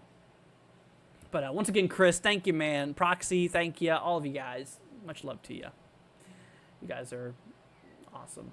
Much love to you. Let's see here. But like I said, y'all, if you have any questions, as long as it's not zip codes, we're not doing zip codes today. We'll do this tomorrow when we have the actual breakdown probabilities. But yeah, if there's any questions, like I said, feel free to let me know. Let's go ahead and hop y'all back over here to the overall outlook here. So whenever it comes to day 5, as of now, like I said, there's no outlook here for April 3rd, which is Wednesday. So for Wednesday, as of right now, there's no risk regarding, like I said, there's no risk regarding severe weather for the east. I don't really think it's going to be that big of a concern, at least from what the models are showing as of right now. If we hop our way over here to that region, I mean, let's hop over here to the GFS here. While there could be the possibility, of maybe a little bit of severe weather, I don't think it's going to be anything super significant. Because what happens is obviously the instability thins out. There's not as much unstable air in this environment here. The winds, they're still decently strong. Let me just grab a sounding here across like Georgia, because it shows a little pool of instability, but that should be, obviously it should be. Oh, interesting. It should be. I forgot what I was going to say. But anyways, regardless, it's a pretty small threat as of now from what it looks like, but it's still a little ways away, so we'll see. But yeah, on that sounding there, I mean, in theory, oh wait, that's the wrong sounding. Whoops, my bad. I'm all losing it over here. Let's go and grab another one of those. Did I close it? Oh man, what do I think about Cincinnati? Hold on, Amanda. We'll get to that here in a second. So yeah, instability thins out. There's not as much unstable air available. The winds are still pretty strong, though. I think maybe a marginalized severe weather potential could be a possibility out there, but we'll just keep an eye on it. Let's see. What about Cincinnati? Okay, so hopping up here, my friend, we are going to go ahead and let's see. We're going to bring y'all over here to this. Go ahead and bring up the day 3 outlook. Yeah, so Cincinnati's on the marginal, which is like the level 1 threat here, right between the slight risk, though. Day 2, you're right next to the slight. So, for Cincinnati, yeah, I would definitely keep an eye out there for it, as severe weather definitely seems possible. Brooklyn, coming with a $5 super chat saying, appreciate you so much, Andrew. Hope you have a great Easter tomorrow. Right back at you, Brooklyn. Thank you so much. Big thank you, Brooklyn. You definitely didn't have to do that, my friend. And I hope you have a wonderful Easter, too, y'all. Thank you, Brooklyn. That's awesome. Appreciate it very, very much. Let's bring back up the models here. So for the Cincinnati area here, actually, maybe the NAM reaches out this far. Yeah, it does. Okay, so you can see that there's going to be enough instability here for pretty much the late morning into the afternoon here of April 2nd. It looks like a pretty big open window there for the possibility of severe weather. Let me grab a sounding here. This is for the kind of 15 Zulu. That's kind of like the late morning, I'm pretty sure. In which, wow, okay, so yeah, we do have the winds to support maybe an isolated tornado threat, so we'll keep an eye out there for that. Damaging winds and hail, a pretty dry atmosphere in our mid-levels there. So between that, I mean, small tornado threat, damaging winds, maybe some hail, I think. I mean, definitely need to pay attention to those regions here.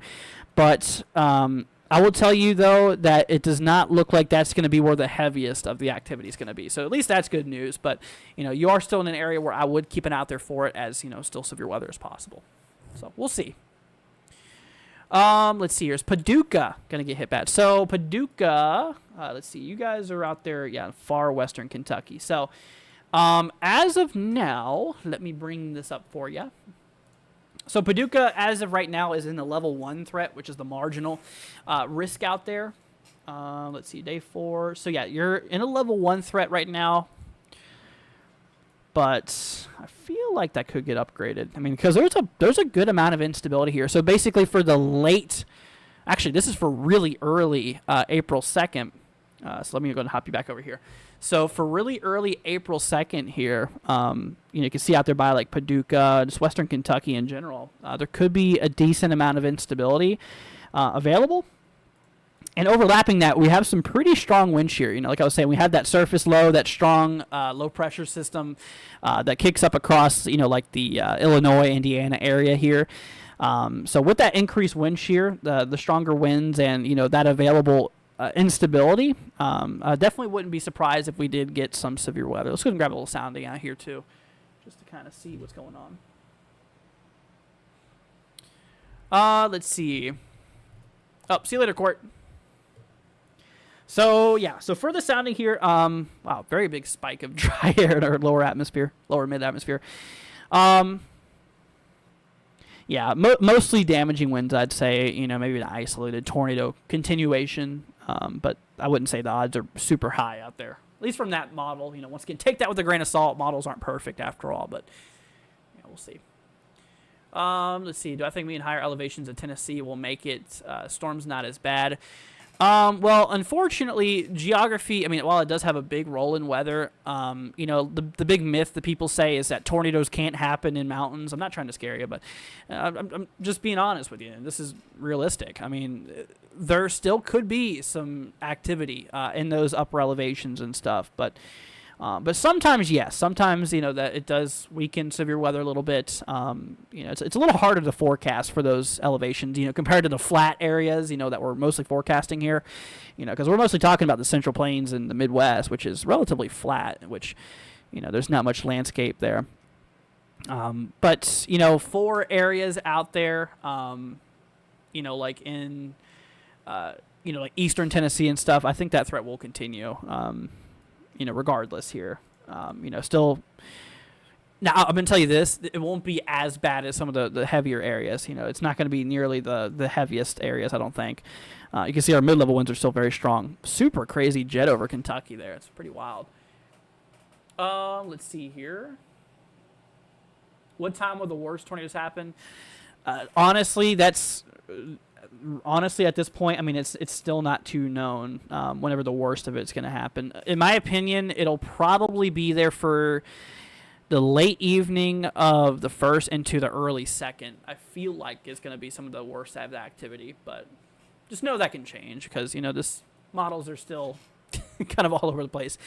We still have a couple of days for the models to, come to a better agreement and stuff. Let's see. Could I do a sounding for Terre Haute, Indiana? See, I forgot where Terre Haute is. Is that towards... Where is Terre Haute? Oh, there it is, on the west side. Okay. Yeah, I guess I could do that for you. It's out there kind of right in here. All right, so this is a sounding for 12 Zulu, which is early morning of April 2nd. Yeah, so the winds, you can kind of see they're mostly pointing in the same direction here. They're relatively, this is mostly speed shear, not much directional shear here. Given the thermodynamics and stuff like that, I think it would be more of a damaging wind concern, honestly. But I still wouldn't rule out the possibility of a couple isolated tornadoes. But, I mean, once again, the odds of you specifically getting a tornado is still very low, even in the highest tornado risk areas. The odds of still somebody specifically getting one is still very low. But, just overall as a collective, it's a pretty good probability of seeing tornadoes and stuff. But, let's see what time the storms hit. Yeah, so that's still kind of a subject we are not too confident on right now, but it looks like afternoon April 1st is whenever things are going to start popping off out there. So, we shall see. Keep an eye out there for it. Let's see here, y'all. But yeah, guys, like I said, if y'all have any questions, feel free to let me know. Okay, thank you. I appreciate it. No problem. Anytime. Let's see.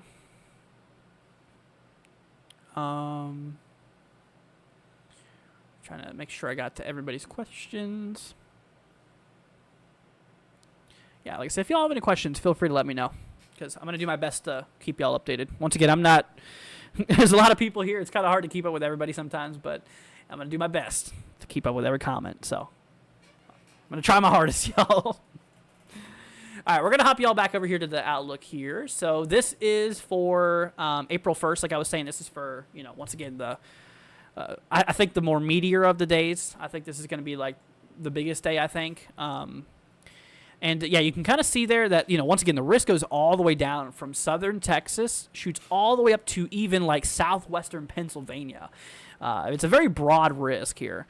And, like I said, as of now, the scale, like I was saying, goes from 1 to 3 regarding, severe weather for April 1st, 3 being the worst and 1 being the lowest, but still a threat.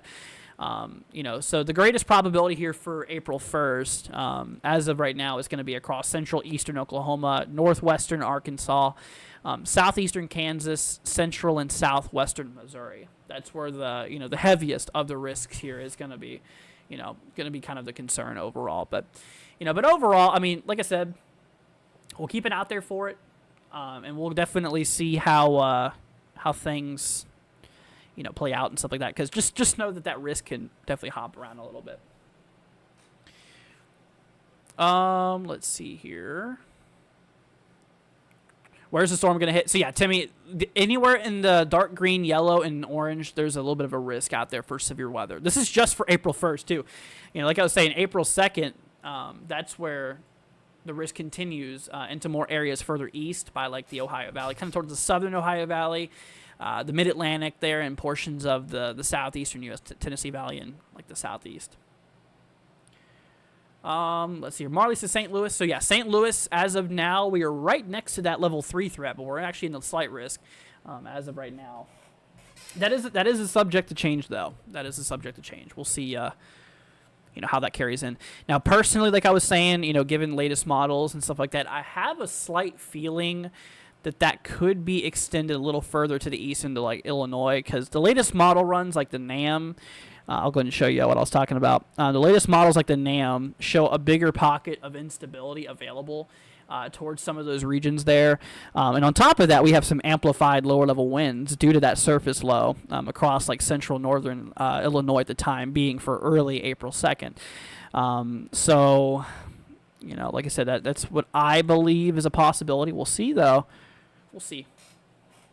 So you're saying that storms will be my area at 1 a.m. on Tuesday, right? Once again, Girl Dev, when it comes to the exact time, that is still up for grabs, because we're in the mid-range models. We're not quite in the short-range models yet.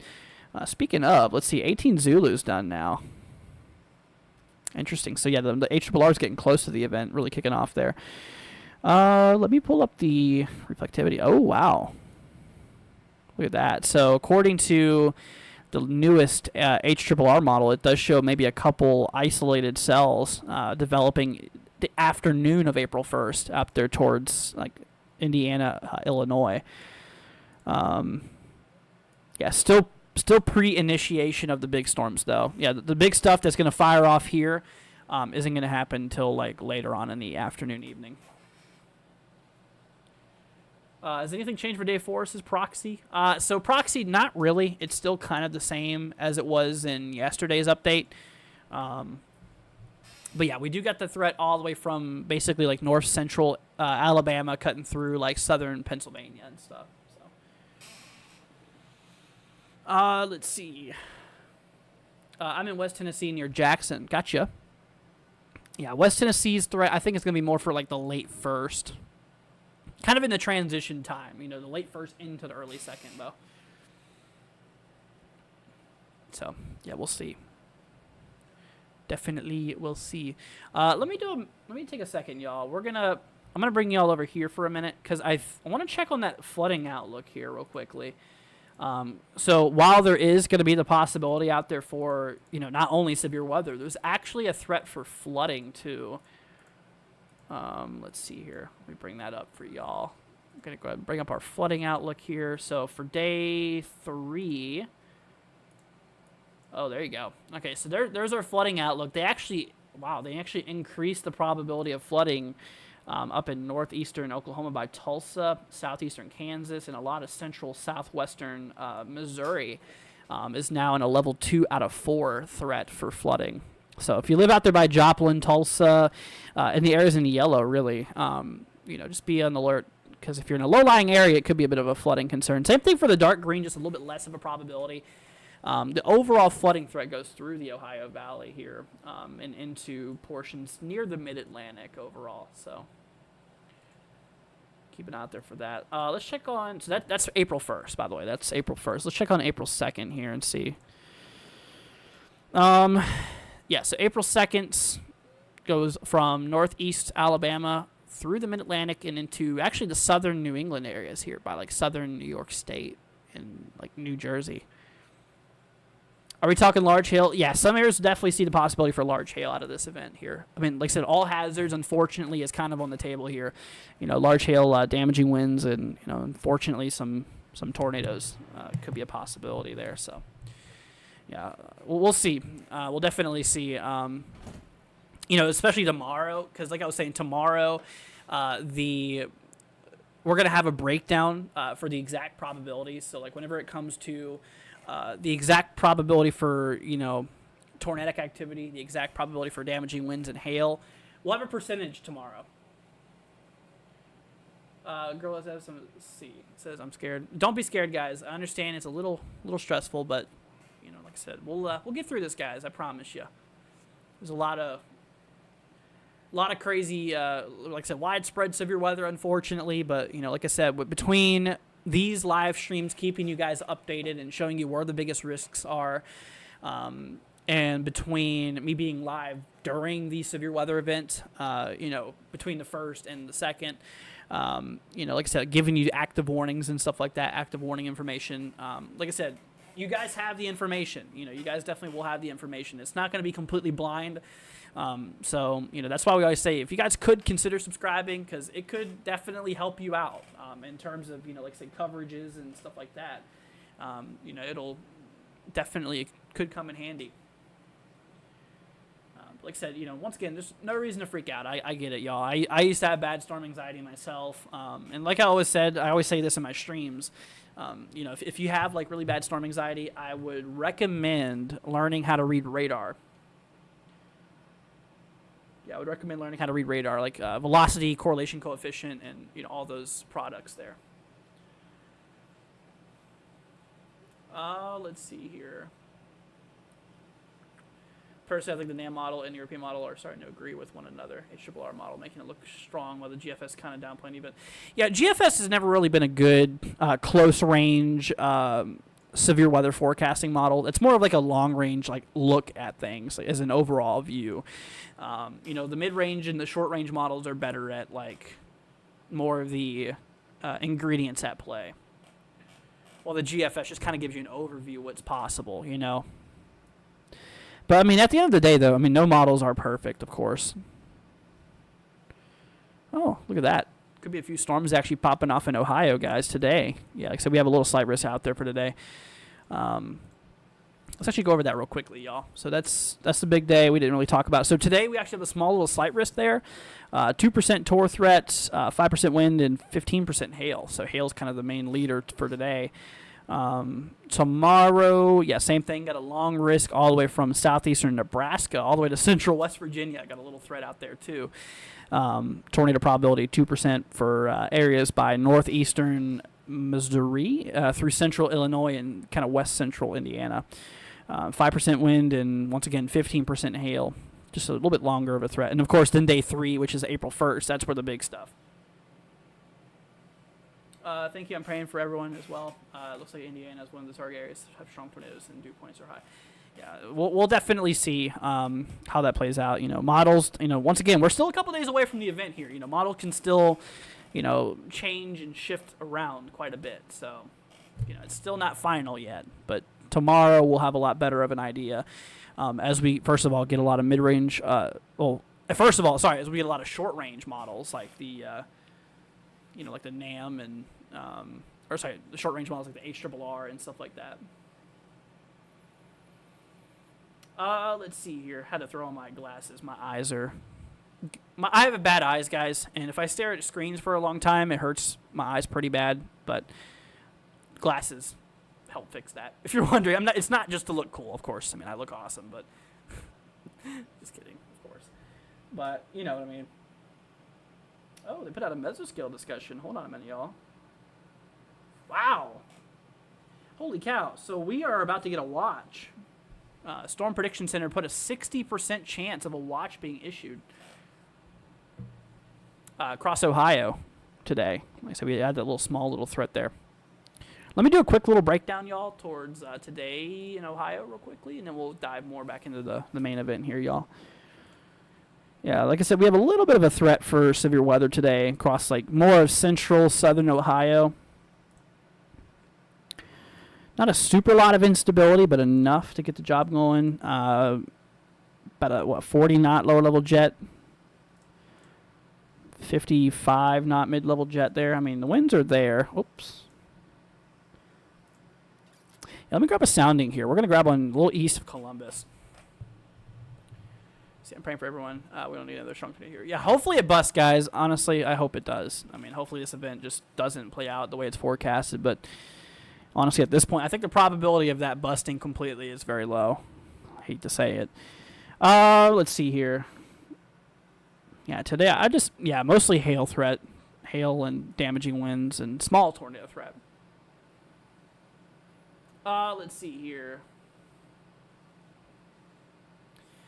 Honestly, like I said, yeah, I mean, just right now, guys, like regarding this severe weather event and stuff like that, I mean, now would be a good time to prepare. Like I said, obviously, if you had or just have a plan in place, right? So if you don't know where to go during a severe weather event, now would be a good time to think about it. If you have a basement, storm cellar, that's obviously the first place you want to go to.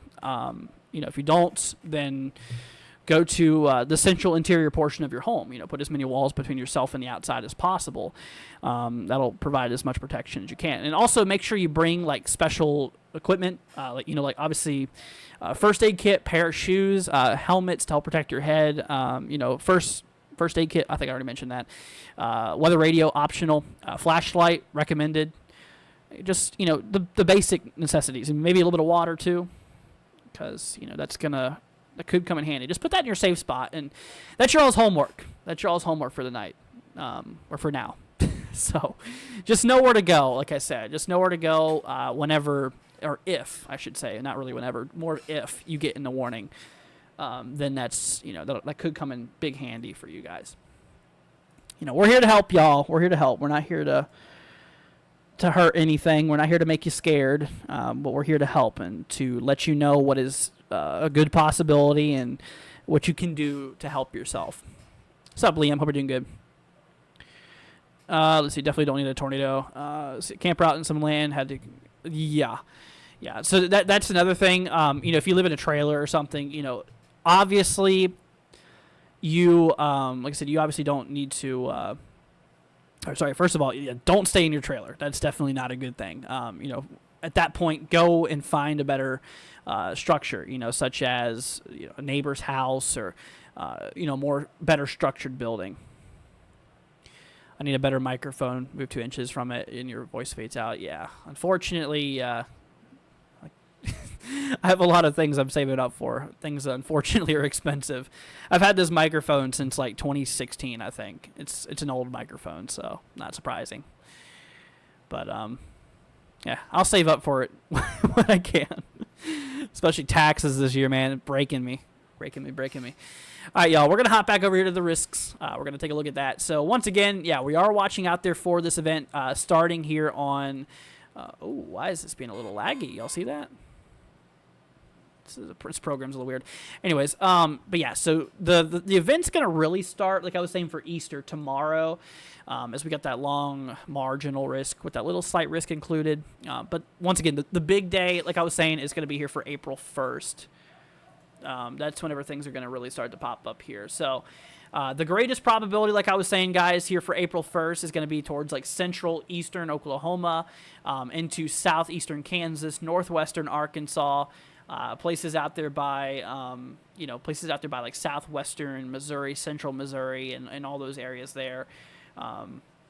That's the greatest probability for severe weather as of now. Of course, we have the level 2 threat, which is still a decent chance for severe weather, is the yellow here for April 1st, as far east as like western Ohio, and all the way down here towards like central Texas. And of course, the light green, the dark green, that's basically just saying that there's a small probability for the possibility of, maybe an isolated, severe storm or two nearby could be a possibility. But, the dark green area, it's a relatively low probability, but it's still an area to keep an eye out there for. See, Top Gun. Yeah, like I said, I don't wear these to look cool, even though I do. I'm kidding. I don't. But, I just wear those because they protect my eyes. And, like I said, I have bad eyes, and if I look at so many weather screens, you can actually see how many monitors I have on my glass lens, the reflection. If I look at so many monitors for a while, it really messes with my vision. So this helps me. It makes my eyes feel a little better. Let's see. Any updates on day 3, severe? So yeah, that's what we're talking about. This is day 3 here. This is for April 1st. Like I was saying, there's no breakdown. I mean, we have percentages just as an overall, view here. But there's no like actual breakdown, regarding certain amount of tornado probability, damaging winds or hail. We're not at that point yet. We'll learn that tomorrow, though. We'll learn the exact percentages of what we can, the exact probabilities. We'll learn that tomorrow. We actually got a severe thunderstorm warning north of Columbus. Let's take a minute to look at that real quickly. This is actually just current little severe activity going on here. But yeah, we got a little severe warning north of Columbus. Oh yeah, nothing big. Just quarter hail. Yeah, not a problem. But yeah, so we'll learn more about the exact probabilities tomorrow. Chartboard blowing in the wind. It's actually my AC unit that's blowing on it. Do I think people in southern Indiana need to evacuate? No. No, I don't think evacuations will be necessary. Just, once again, just make sure you're just watching the weather. I mean, yeah, I don't think they're going to need any evacuations or anything like that. I think we'll be fine. Once again, y'all, like I said, don't be scared. Just once again, your homework is just to know where to go, whenever or if, like I said, if severe weather pops up there. It just keep an eye on it, guys. We'll definitely watch out for it, and we'll just see. Let's see here. See if I accidentally missed any questions here. I'm gonna try to get to as many as possible. Did I get a new camera? I did not, but the new room I'm in is a lot cooler, so it helps keep my camera better. Knock on wood. Do I see a moderate risk coming? So while I think it's on the table, I'm not too sure about it right now, honestly. I think it's theoretically possible. And if it was to be issued, it would probably be for damaging winds rather than tornadoes. I mean, you never know. Obviously, still could be some changes, and, things can still change. And obviously it's up to the, the Storm Prediction Center and stuff. But I see it theoretically being possible for damaging winds and stuff like that. Let's see here. Mike, dude, coming in here with a $20 Venmo donation. Appreciate it, dude. Mike, thank you so much. See, and appreciate the storm reports here in... Where's that? I keep on forgetting that place. Tupelo. Tupelo. I always say Tupelo. Tupelo, Mississippi. Thank you so much for the 20. Absolutely rock, my friend. Thank you guys so much for all your support. Like I said, you guys are awesome. Much love to you. And once again, you guys help keep me going. I appreciate y'all a very bunch. Like I said, helps out with these programs and stuff like that. So y'all don't realize how thankful I am for you. So thank you all so much for your kind support. You guys are amazing. Much appreciated, y'all. Big thank you, my friend. Let's see. I bet Tulsa will only have a very slight tornado risk, but you never know. I mean, so let's hop over to models here again. Jumping right to the point there. So whenever it comes to the models and stuff like that, for Tulsa area, it's honestly a little interesting because there's a bit of mostly capped out across Tulsa until like the last minute where we have a little bit of a break towards Tulsa. Let's see here. Oh, there we go. Latest. Oh wow, there's the latest model. Oh wow. You know what, y'all? We were not on the latest model. We're on it now though. Wow, holy cow. Whoa. Okay, so the new NAM model shows a lot more instability across Ohio. Look at the winds. Ooh, 40 knot lower level jet too with that surface low. Yikes. Let me grab a sounding across Columbus. That's actually a little concerning. Oh, man. Wow, those lapse rates are pretty fat amount of instability, over 2,000 joules per kilogram on that sounding there. So what's going on here is you can kind of see there's a little bit of a turn. So the wind directions are changing as we go up in altitudes, and they're increasing in wind speeds too, which could allow for some supercells, some rotating thunderstorms and tornado potential. Yeah, that's a little bit concerning there. Let's see here. Yeah. Also damaging winds and hail. Once again, kind of an all hazards threat there. But yeah, the latest NAM. That's wow. Let's see NAM 3. Oh, let's look at NAM 3K here and see what or NAM NES. See what the NAM NES model. Yeah, we haven't looked at this one quite yet. Ooh. Holy cow. Yeah, it's not very often. Oops. Not very often you see NAM, the NAM 3K in discrete mode. Usually NAM 3K is like a full-on squall line type of model, I've noticed. Wow. Okay, that's a little interesting. This model does show a good amount of instability too. We're talking over 2,000 joules per kilogram. And that's what I was saying, y'all, is like, once we start breaking into the short range models, we'll get a little bit more higher resolution data. We'll get a little bit more of a better idea on things. So, is this today across Ohio? So, Alex, there is a little threat today across Ohio, but this is the big day. This is for April 1st. Today, though, yeah, like I was saying, today we do have a little threat across Ohio. Mostly the southeastern side has the greatest probability. But, yeah, nothing too much to worry about. Just a little tornado threat, 2%, nothing big. It's nothing to freak out about. Damaging winds 5%, and hail, 15% chance out there. So, just a little possibility there for some hail. Hail's the main threat today, though. Just maybe up to quarter size could be a possibility. Let's see here. What, storm relative helicity? What, 0 to 3 kilometer? Yeah, I mean, it does show some pretty high helicity, but that's, like I said, average folk is not going to know what helicity is. But yeah, as obviously a weather enthusiast here, I see what you're talking about. So basically just measuring lower level rotating updraft potential in simple terms. Do I think April 2nd, slight could uptrend for damaging winds? That's actually a good question. Let's see here. Let me bring back our models here. Go a little bit more to the east here. There you go. Wow, dude, look at the latest NAM though. That's what I'm a little concerned about.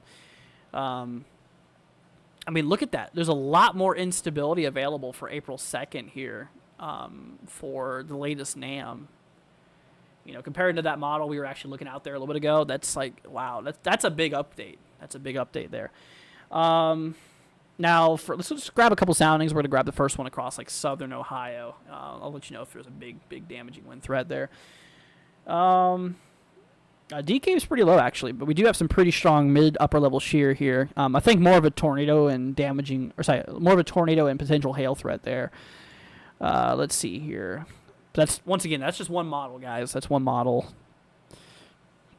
I forgot where I grabbed this one. Is that Western Kentucky? Yeah, Western Kentucky. Let's see. DK's a little higher. Also, lower level winds are pretty strong. Do got a curving hodograph. Showing that there is wind directional change, wind shear change in our lower atmosphere as we go up in altitude. So, yeah, once again, tornado concern. Pretty decent cape in our mid-atmosphere. Yeah, overall, I mean, definitely some supercell fuel.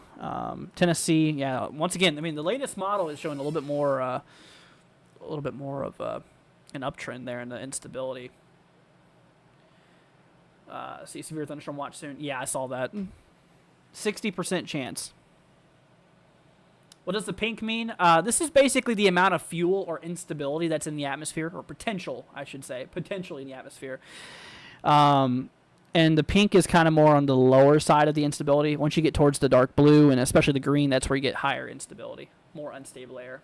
So, in theory, more stronger storm potential. Let's see here. When is this thing supposed to pop off, says Ken. So the big event is supposed to kick off here for the afternoon of the 1st. See, Northern Ohio on Tuesday. So, yeah, Northern Ohio, honestly, like I was saying, it's a little bit still not too sure, to be honest with you. It really depends on where the position of that surface low is going to be. Because like I was saying here, there's that surface low. Very strong low-pressure system amplifying those lower-level winds there. Here for pretty much, in this case, pretty much the late 21st. Or sorry, I was looking at 21 Zulu.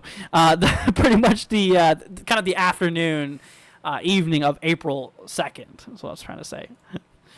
Man. But,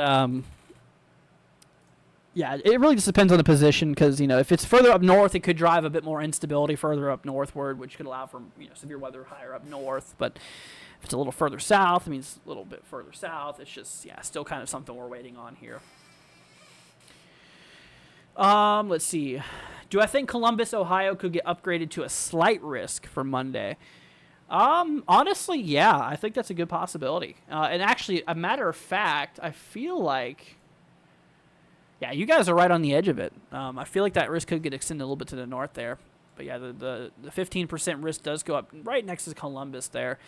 But yeah, especially, I mean, if latest model trends hold up, there's a lot of models now showing higher instability and some pretty high wind shear up across the region. I wouldn't have any problem with saying that a slight risk would be quite possible. Yeah, especially with these latest photographs, big, nice curvature there. Tornadic activity, Fat Cape. I mean, very dry mid-level atmosphere there. It's prime conditions. Let's see, Tennessee Tuesday. So yeah, Tennessee, once again, same thing for pretty much all the state. Got to watch out for really all hazards there. But as of now, we have a equivalence of a level 2 severe weather threat. We got ourselves that 15% zone from central to eastern Tennessee out there for the possibility of severe weather. So we shall see. Guys, we are 8 subscribers away from 24,000 subs.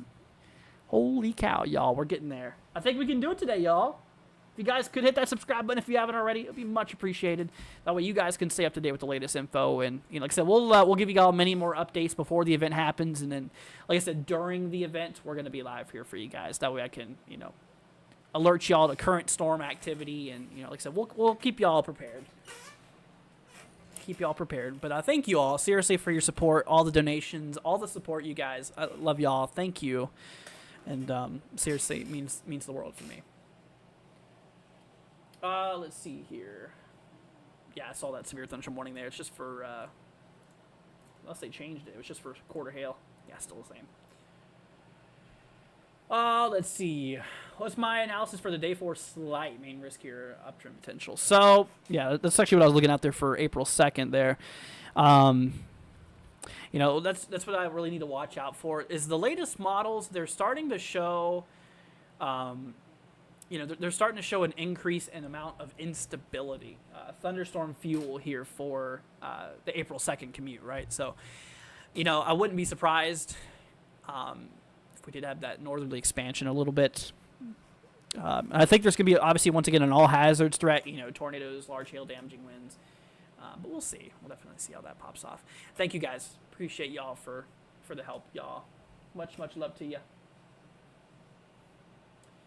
Let's see. Ken says you're the weatherman. Thanks, man. I appreciate it. Do I know if my area today is in... wait, hold on. What? Do I know if my area is today or tomorrow? Springfield, Missouri. So today... Yeah, like I was saying here, we're going to hop y'all over here. Today, there's nothing for Springfield, Missouri. I can already tell you that. So today, we have a little threat across the Ohio Valley. Mostly the southeastern side of Ohio is in the, the hail threat for the most part. Just mostly a hail concern today. There's a small chance for an isolated tornado or two. But honestly, it's like, oh, there you go. Yeah, we got that watch that just got issued there. They did. Yeah, they issued a severe thunderstorm watch for central, southeastern Ohio. There you go. Central, southeastern Ohio, and a little sliver of western West Virginia they added into that severe thunderstorm watch. Interesting. Let's see here. I have no idea how you say your name. Is it Riley? I'm so sorry. I'm terrible with names. Welcome to the Tropical Storm Club. Appreciate it. Thank you for the support. I'm so sorry. I'm not good with names, guys. I'm so sorry. That's something you're going to learn quick about me is I'm terrible with, not only people names, but town names of places I cover. It's like, oh my goodness. But I appreciate it. I'm going to call you Kai, if that's okay. Kai, thank you for being a tropical stormer. Appreciate it.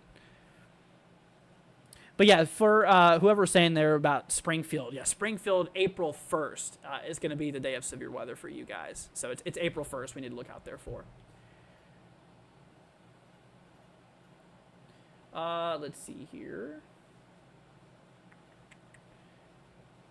I skipped Tulsa. Oh, I've talked about Tulsa a lot there, Toby. But yeah, Tulsa, as of now, my friend, we do have that level 3 threat, which as of now is the biggest threat for severe weather. Once again, like I was saying, there's no exact breakdown, between tornado, large hail, and damaging wind potential. So there is no complete breakdown as of now. However, like I said, we'll learn more about that tomorrow regarding the exact probability. But I do think that all hazards is a possibility, Honestly, if I was to tell you, I think damaging winds for Tulsa would probably be a better probability. The greatest, I should say, the greatest probability. Let's see. How is my Springfield, Illinois today and tonight? So, let's see here. Well, Springfield, first of all, heads up to April 1st. Today, not a problem. Tomorrow, let's see here. Yeah, tomorrow we got a little slight risk out there. So a level 2 threat, my friend. Tomorrow, the reason, like I said, we have a little tornado threat. Nothing to freak out about tomorrow.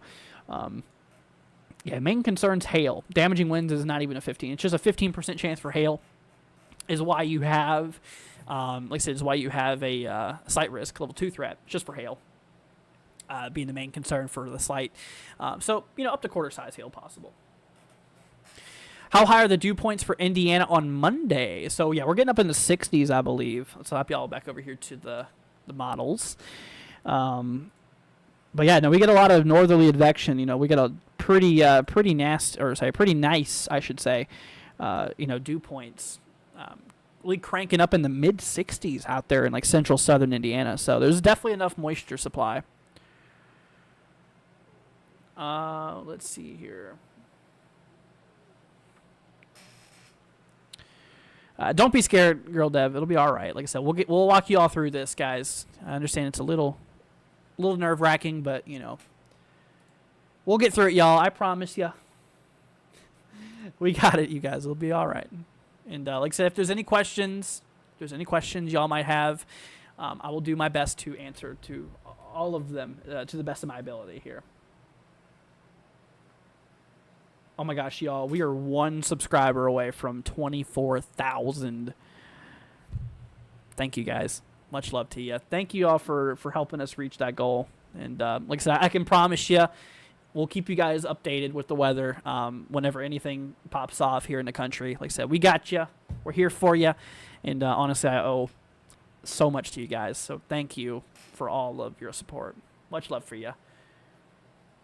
Let's see. Gotta make sure I didn't skip anybody's questions. Not trying to. Okay. Let's see here.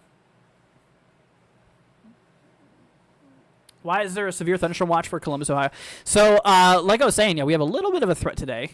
Nothing super crazy. Just a little, little threat. The reason why they issued a watch is just for mostly hail. We do got a little tornado threat. Like I said, it's a 2% risk. It's nothing to freak out about. Just a little bit of a possibility that we could have some, an isolated tornado or two today across, like, southeastern Ohio. But the main reason is hail, up to quarter size hail is kind of, we're not talking significant hail, I don't think, anyways. I'm pretty sure it's just a normal hail. Yep, no significance. So, yeah, just right around quarter size hail. That's kind of what we're looking out there for. We reached 24,000, y'all. Let's go. 24,000 subs, y'all.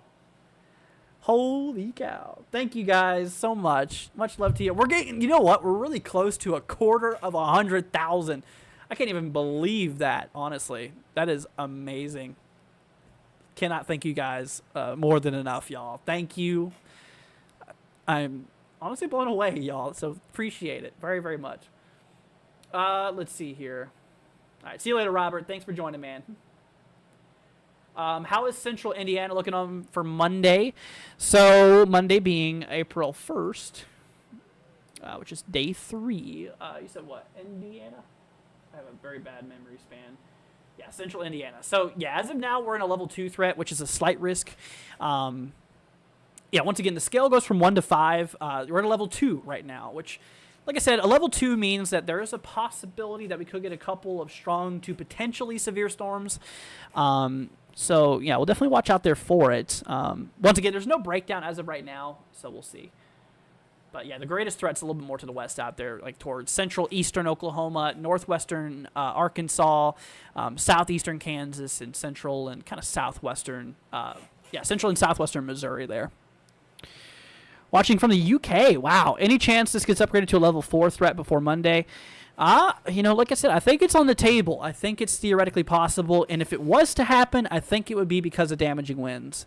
I feel like the damaging wind threat could be a little higher, but we'll see. We'll obviously see how that goes through. Let's see here. Try to make sure I get to everybody's questions. How's the weather for Oklahoma City? Yeah, so OKC is right on the gradient line between the level 2 and the level 3 threat. So, like I said, wait another day or so. We'll learn more about it. But yeah, I definitely will keep an eye out there for it. Aaron says, hopefully that was number 24K. I appreciate it, guys. Thank you all so much. Much love to you. I appreciate y'all. You guys are awesome. Let's see.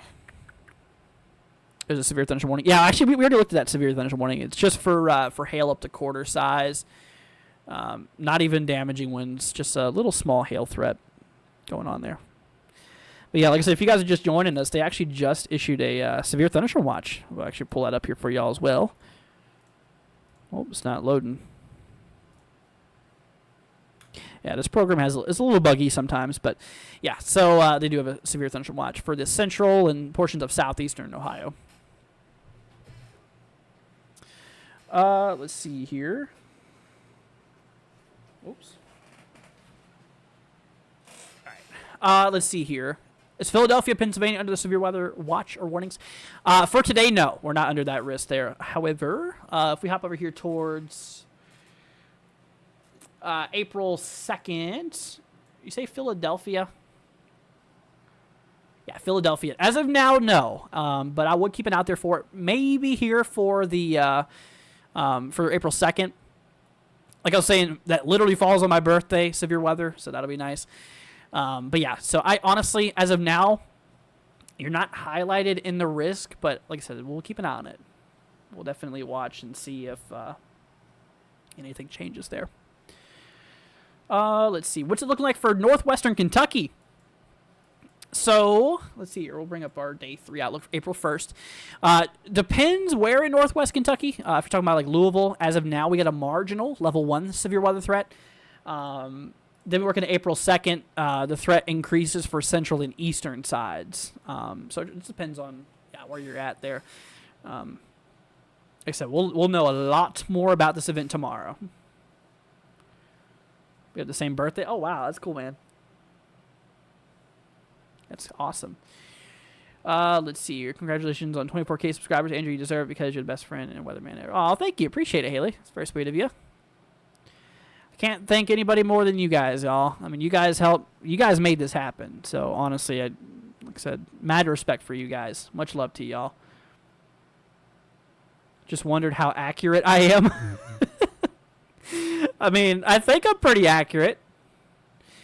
Let's see. I did do a lot of classes for meteorology, yes, but funds were kind of a problem. So, unfortunately, I wasn't able to get my degree, but I have a lot of knowledge and a lot of experience for several years. Let me show you guys this real quickly. Hold on. Why is there just 4 counties? That's what I was saying, y'all. This program's a little bit buggy here. It's just literally like 4 counties there. I don't know, but the actual watch goes a little bit further, even in the little portion of western West Virginia. Let's see here.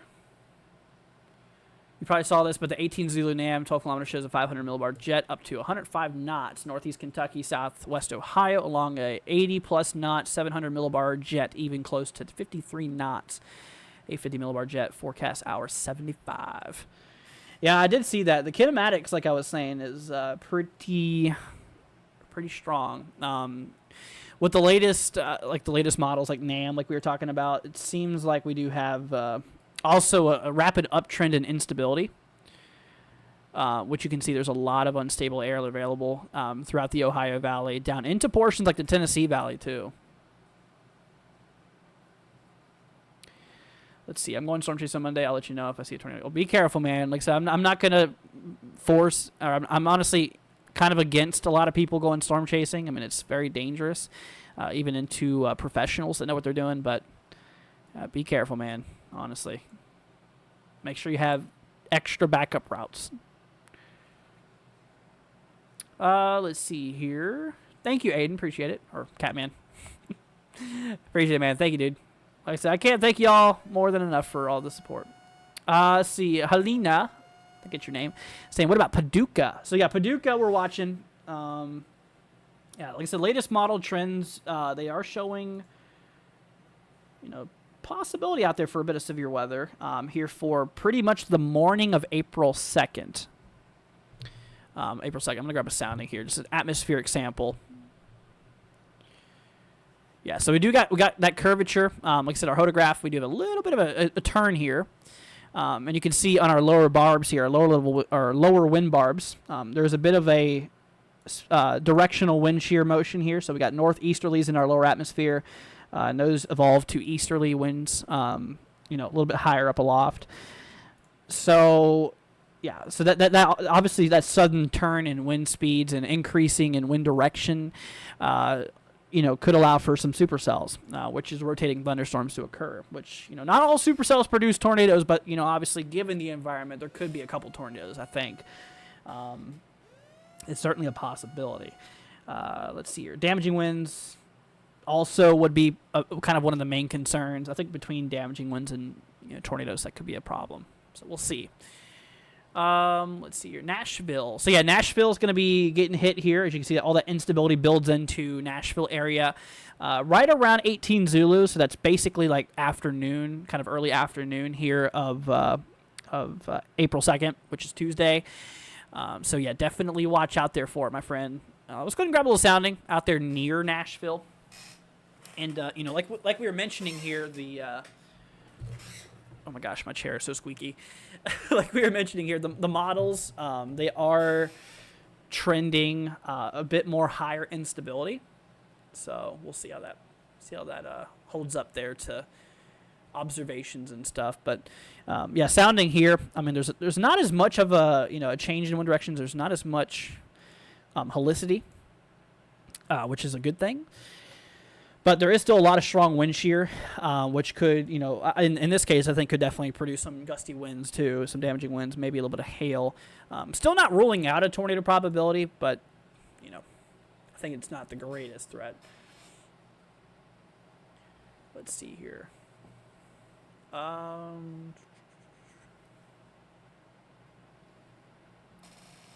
Wait, what? You're in the White House? Oh, you're in White House. Okay, that's a town. It's like, what? You're in the White House. Oh, how'd you manage to do that? But yeah, no. Once again, y'all, the model's a big trend. Last NAM model. Yeah, it's a little interesting. Let's try the NAM nest. Yeah, NAM. Oh, that one doesn't go as far. Yeah, so we'll wait a little bit here. Like I said, once again, tomorrow, guys, we'll know a lot more about this here. So we'll keep an eye on it. Let's see. I'm going to try to get to... let's see. James says, what about Central Illinois? So, yeah, Central Illinois, my friend. Really, we're watching the central and southern side here of Illinois. This would be actually, unfortunately, kind of a nighttime threat. Really early April 2nd. 09 Zulu, that's like, I believe, like 5 a.m., I think. Pretty sure 5 a.m. Eastern, 4 Central. Something around that time. Once again, bottom line, it's dark outside at this point. And, we have a lot of instability. The kinematics are there with that surface low like we were talking about. Like I was saying, we have that surface low, very strong low pressure system developing across like the upper Midwest, heading into the upper Ohio Valley there, which is going to kick up that wind shear, get those kinematics really going. And like I said, on top of that, the thermodynamics regarding instability and Cape also overlaps that area of strong wind shear, which, like I said, once you overlap those two together, that gives give the environment a bit of potential. So, yeah, unfortunately, it looks like a nighttime threat there for you guys.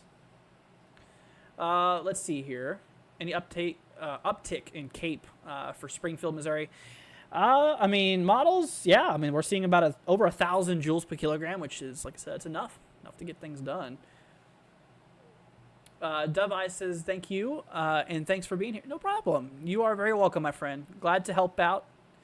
Anytime I can, y'all, I'll be here for you. Actually, we just reached over 2 hours of this live stream. I didn't even realize we were streaming that long. It always sneaks up on you. Sometimes the stream feels like it's forever, and then sometimes it's like, wow, I was really live that long? Shoot. But I appreciate y'all. Thank you for being here, guys. And, once again, if anything I can do for you, please let me know, okay?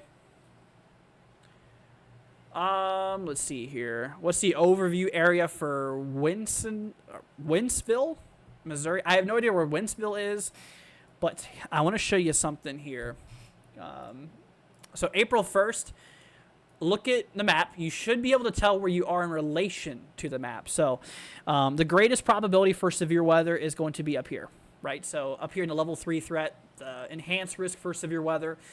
We got a level 2 across the yellow and a level 1 across the dark green. So across the level 1, a couple isolated severe storms possible. Not super, super, super likely, but there's a possibility. Then we work our way over here into the level 2 threat, which is the slight risk, which is the level 2 threat. And across the yellow, this is where we are seeing a little bit more of a greater probability of seeing severe weather, maybe a little bit more stronger thunderstorm activity too. But yeah, overall, the odds of you seeing severe weather is greater. And then, of course, we work our way over here into the dark green, obviously I can read colors.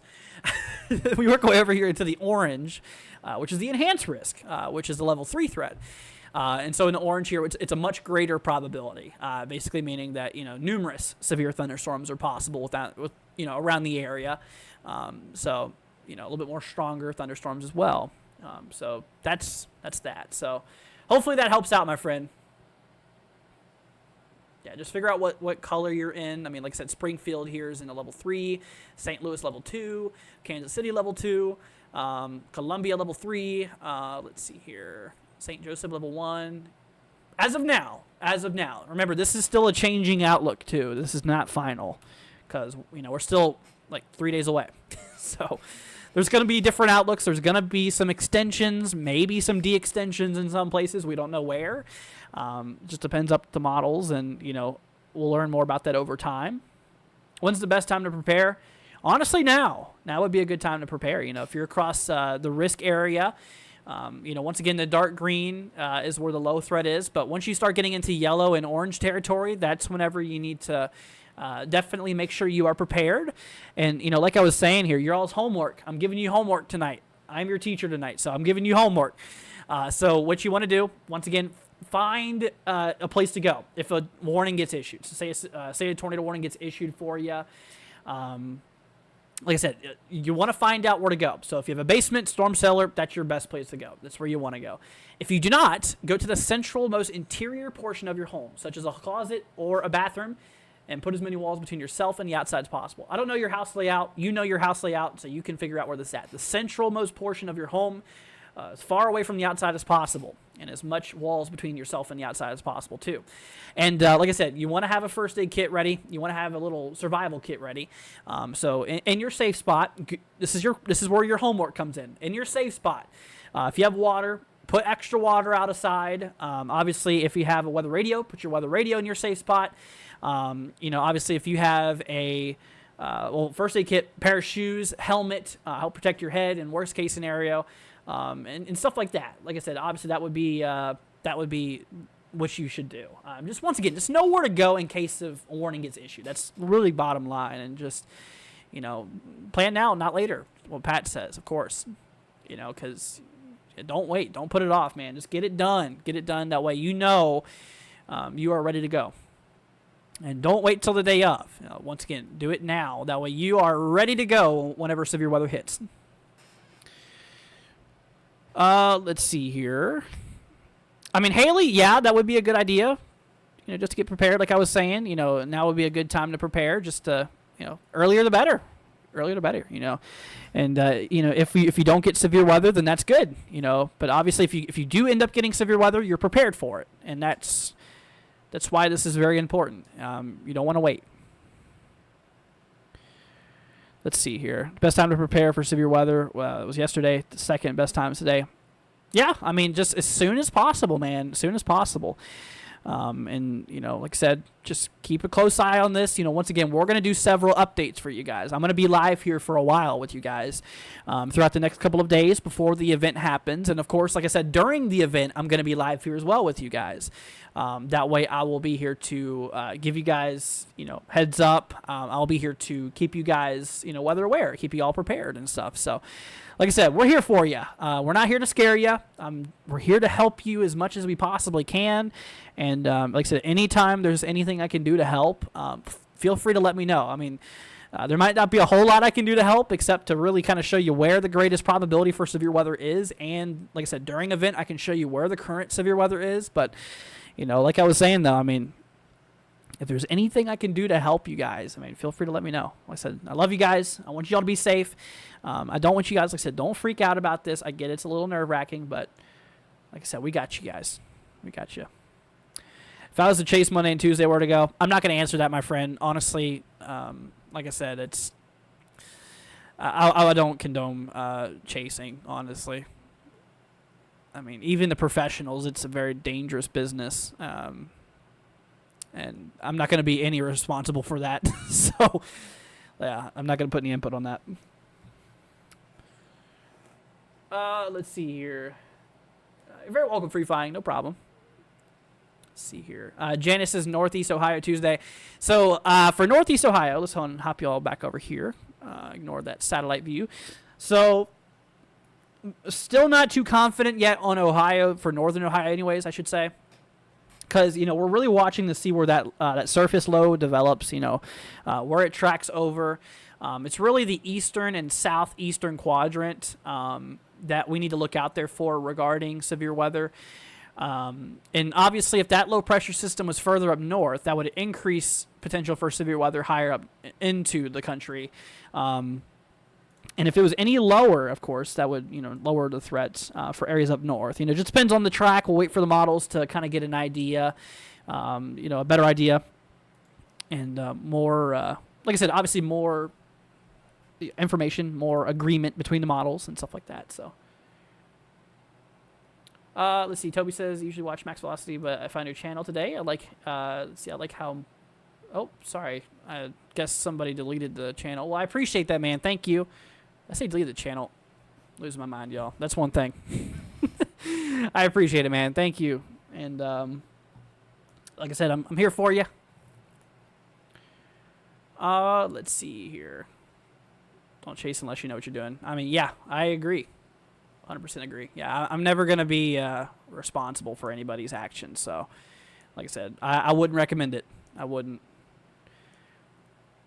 I mean, even like I said, even professionals can sometimes get themselves in harm's way. I mean, rest in peace, Tim Samaras. I mean, that was he was a super good weather dude, and I mean, he was an engineer, and I mean, he had the knowledge, but he still unfortunately passed away from storm chasing. And like I said, even if you think you know everything, there's always something you don't know about. I mean, even me. I mean, it takes someone to admit it, but I don't know everything. I mean, nobody knows everything about weather.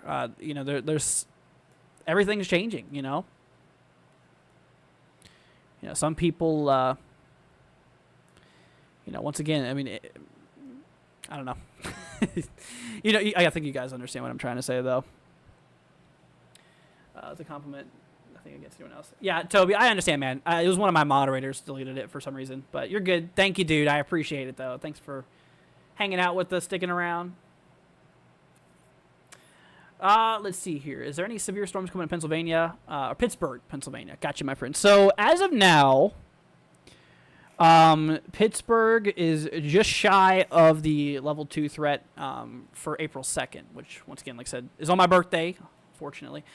But yeah, Pittsburgh, the level 2 threat cuts off right there. But like I said, this is still a moving event. The event's still hopping around a little bit.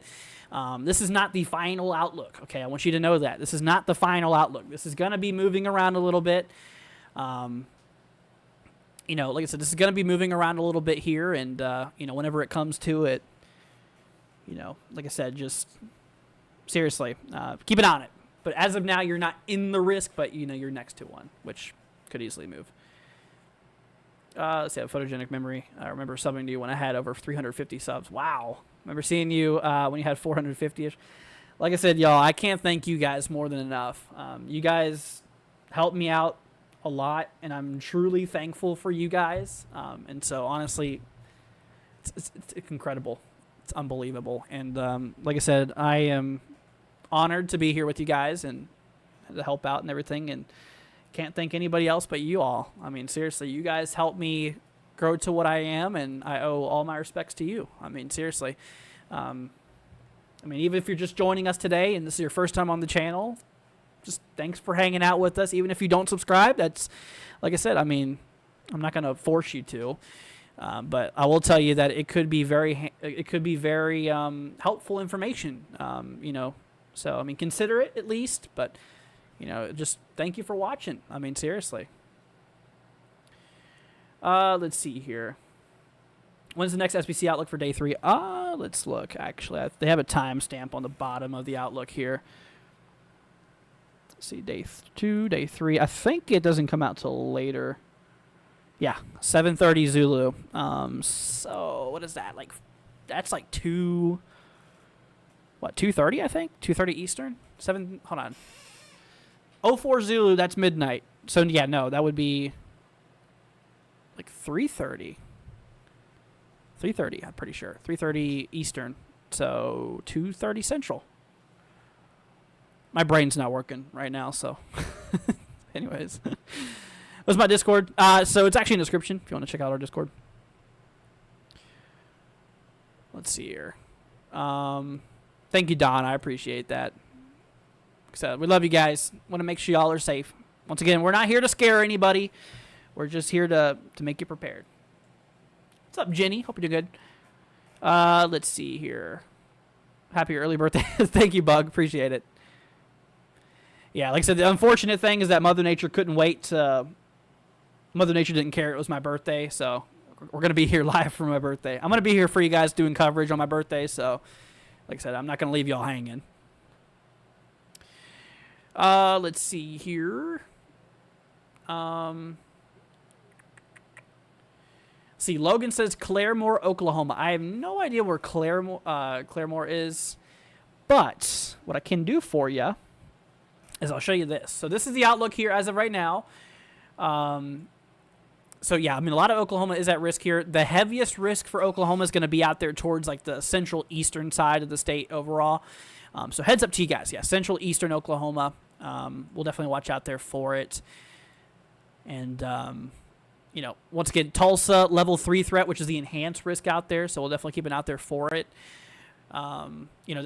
Oklahoma City's right on the edge between the level 2 slight risk and the level 3 enhanced. But, once again, this is not a final outlook, guys. Remember, this is not a final outlook. This is, gonna be moving around a little bit for the next couple of days. We're gonna learn a little bit more about this every outlook that comes out.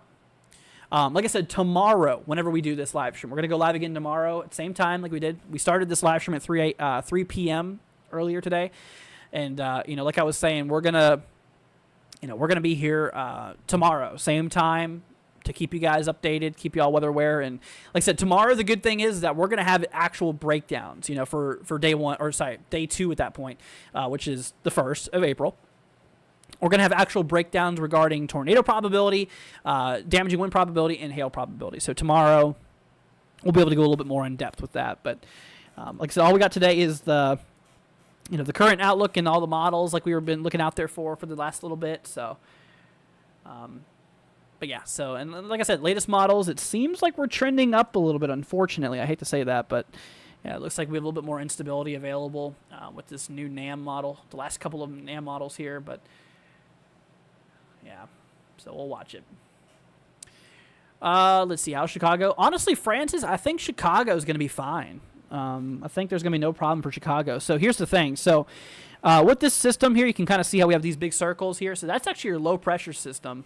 That low pressure system, that surface low, is going to go right over northern Illinois.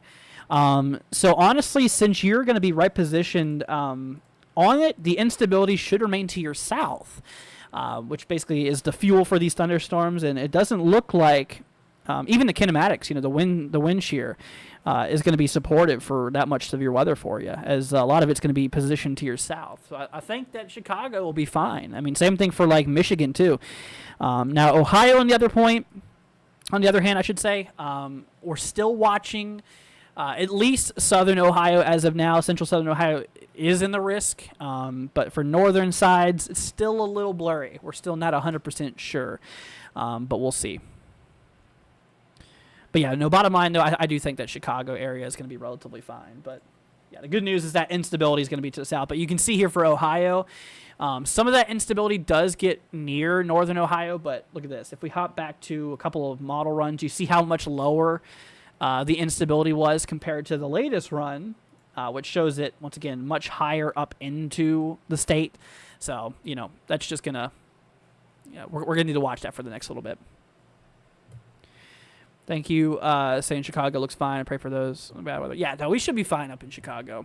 Because, like I said, that surface low, that's going to be positioned like right over. That the whole low pressure system is going to go right over Chicago. So, shouldn't cause any issues.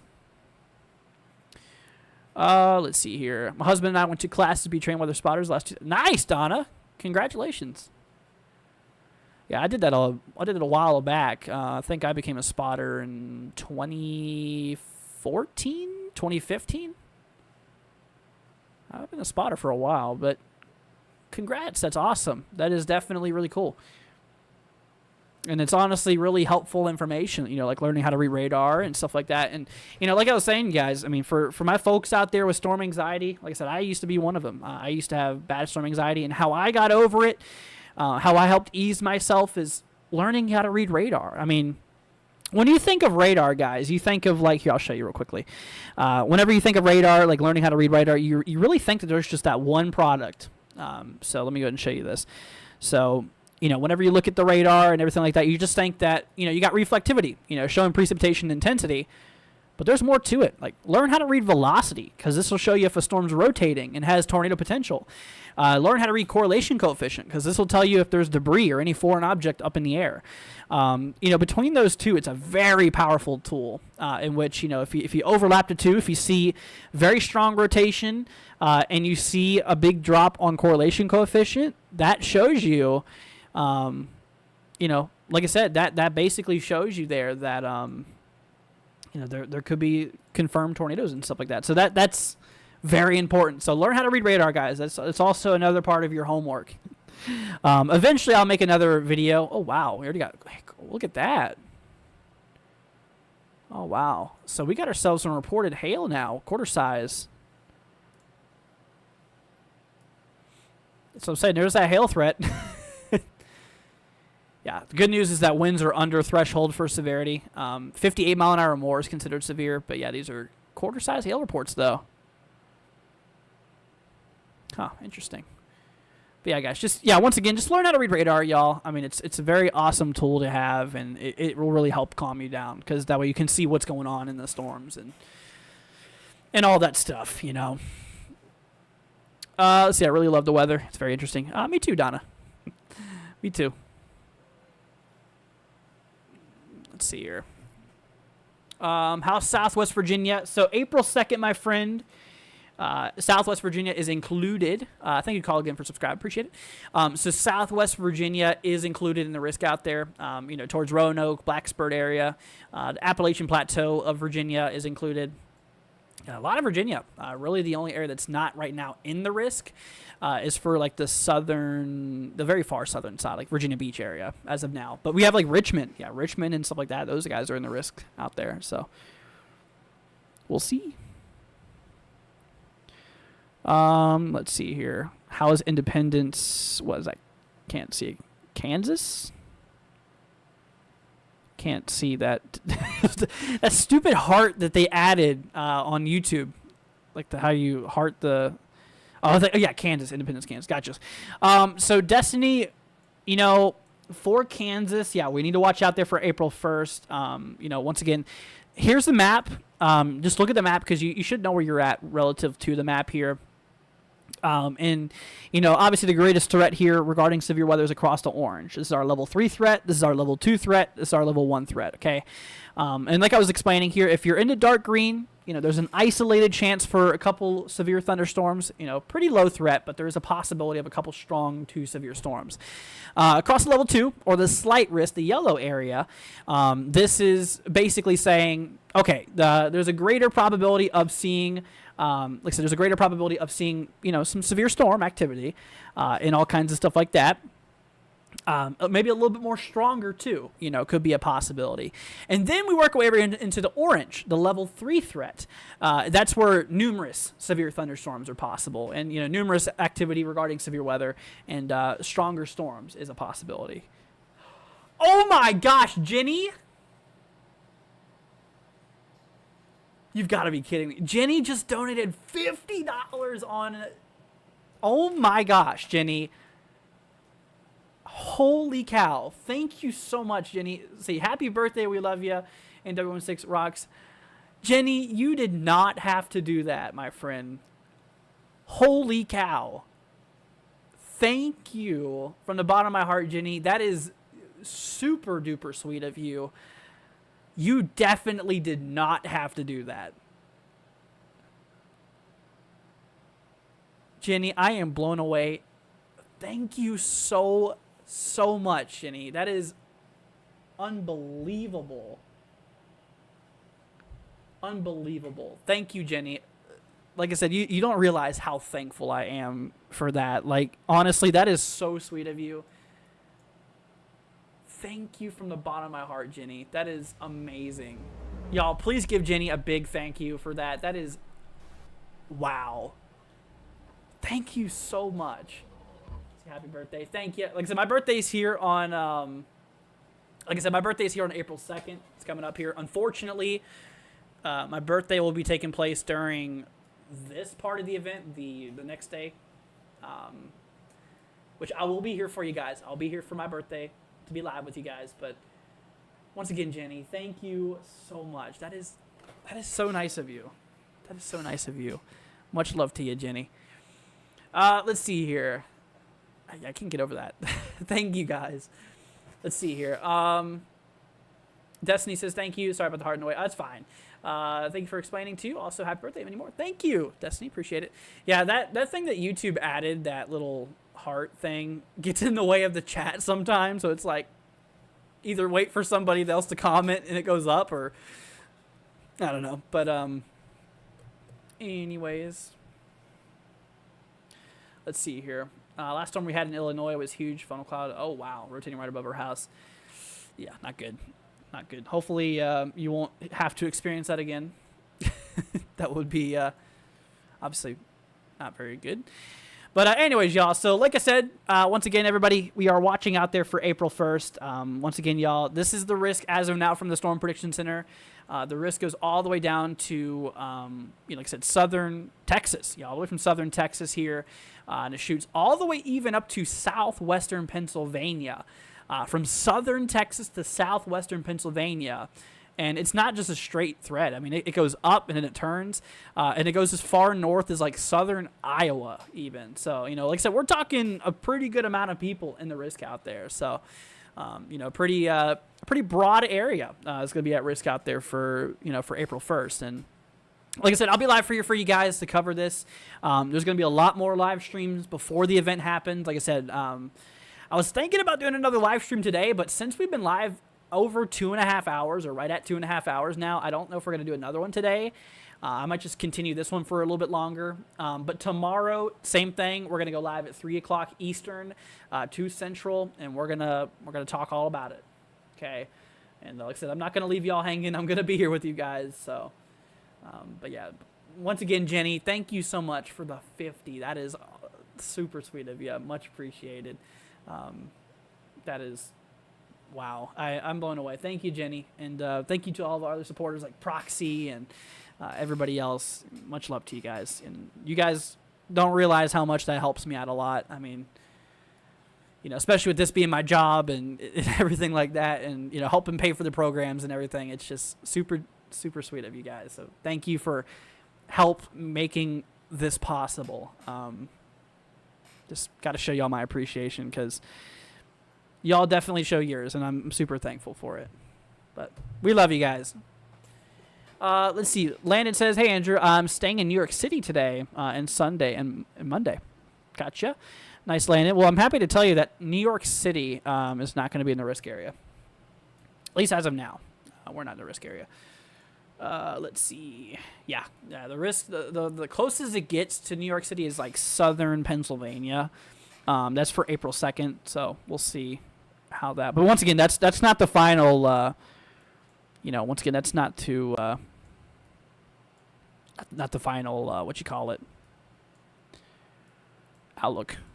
So, let's see. Overbuilt, don't worry about donating, my friend. Like I said, you just hanging out with us and just being weather aware, that's all I ask for, my friend. Let's see. John says, "Thank you for all you do, Andrew, and keeping us updated on here." No problem. Anytime, you guys. Anytime. Let's see. Barrels, I think it's your name, saying, "Excuse me, I'm in a slight risk." Is that bad? So, like I said, the slight risk, I mean, it's nothing to freak out about. It's nothing to worry about, or like I said, nothing to lose your mind over. It's fine. It is a little risk for severe weather, yes, and it does mean that there is a possibility of seeing some severe storms, and it really depends on the risk that we're talking about. But, for this event here, the slight risk could mean damaging winds, large hail, and a couple tornadoes possible. But once again, don't freak out about it. It's not the highest risk. Like I said, the scale goes from 1 to 5. 2 is still on the lower side of the scale. It's not like super, super, super likely that you'll get severe weather, but it's a shot. It's a shot for severe weather. So, like I said, don't freak out about it. It'll all be all right. And like I said, we'll be here for you. We got y'all. Let's see here. Fuzzy saying, "Just subscribed. I need a good weather channel." Thank you so much, Fuzzy. I appreciate that. Appreciate you guys. Let's see here. Is there going to be any storms coming for Pittsburgh, Pennsylvania today? So on the day one outlook, so Pittsburgh, we do got a little marginal level 1 severe weather threat out there. So whenever it comes to it, like I said, the odds of you getting severe weather is actually very, very low. I wouldn't count on seeing anything crazy. Now, there's going to be the possibility for a couple thunderstorms, I'd say, is a good possibility. But, as of right now, I don't see anything severe for you. I think you should be, I think you'll be fine. You'll be fine. Let's see here.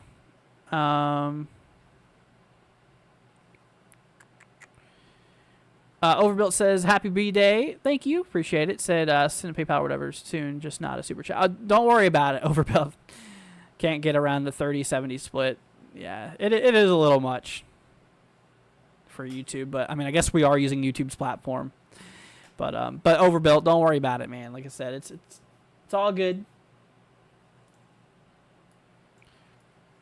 Like I said, once again, just you being prepared and you being weather aware, that's all we care about. And even just the happy birthday wishes alone, that's all I need, man. That's all I need. Let's see. What's the tornado probability around? So Logan, like I said, right now there's not a exact probability from the Storm Prediction Center. We'll learn that tomorrow, though. Tomorrow we'll have an actual breakdown regarding tornadoes, large hail, and damaging winds. We'll know a lot more about the event tomorrow. Regarding the actual probabilities and stuff like that. So we'll see. We'll definitely see. Let's see. Tuesday, the St. Louis area under the threat. They say to expect anything and everything. Yeah. So St. Louis. I mean, yeah, you guys are actually right on the edge of that level 2 and that level 3 threat. So most of St. Louis is really St. Louis is in the level 2 threat as of now, which is the slight risk. All hazards is on the table.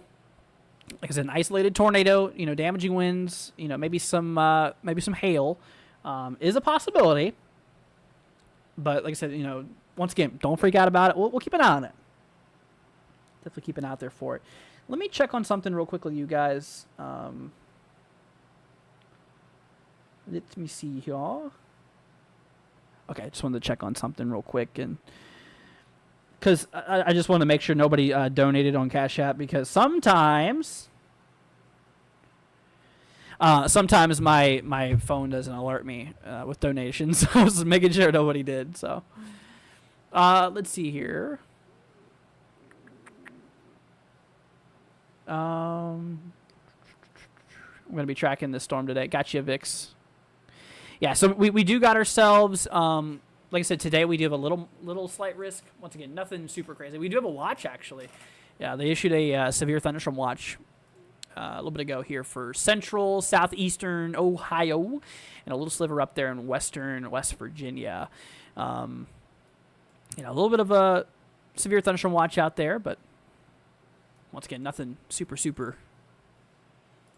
wild. And then tomorrow, like I said, we have another little risk, or I shouldn't say little, pretty broad risk, I should say, but not a big threat though.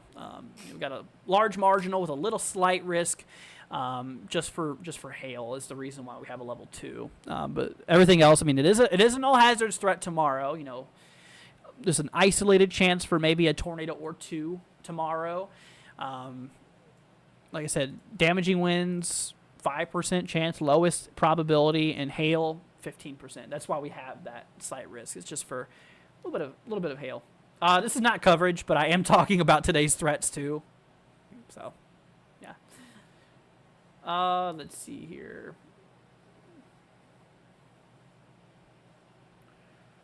I appreciate it, Jenny. Thank you so much once again for everything. That's super sweet of you. Like I said, I love you guys. And thank you all for your kind support. Just like I said, even just hanging out with us, just being some company, it's much appreciated. But yeah, no, Tiffany, this is not really coverage. This is more of like an update on everything. But let's go and hop our way back over here to models, guys. We're gonna take a look at the models a little bit. Oh my gosh, everything's all bright because I had those glasses on for a while. Anyways, so hopping back over here, y'all. So the latest NAM, like we were talking about, like this is the newest model we have available to us. Latest NAM. So as we approach basically the, oh wow, I just actually noticed something. So this model is showing the event happening a little bit later than it previously did. So it's not as, yeah, the latest model is not as early, but still, like I said, showing a good amount of instability available here. Most of it's capped out. Basically there's a layer in the atmosphere that's preventing convection from occurring. But there is a break. It does break eventually. But yeah, so it looks like evening April 1st, going into overnight hours, unfortunately. So my friends out there, you guys, so for a lot of, these areas in here, roughly, obviously take this with a grain of salt, but roughly that area there, for the nighttime of April 1st, the nighttime, that's where we're going to likely see a bit of severe weather there. So actually a little bit more to the west there too, but. And like I said, our lower level winds there, I mean, we got amplified lower level jet, a pretty good chunk of those winds being, 40, 50 knots, which is a decent amount of wind shear. Yeah, now we got our mid-level winds here, which is showing like 90 knots. 90 knots, which is pretty hefty. Go ahead and clean up my glasses here. Let's see here. What's the storm range for Paducah?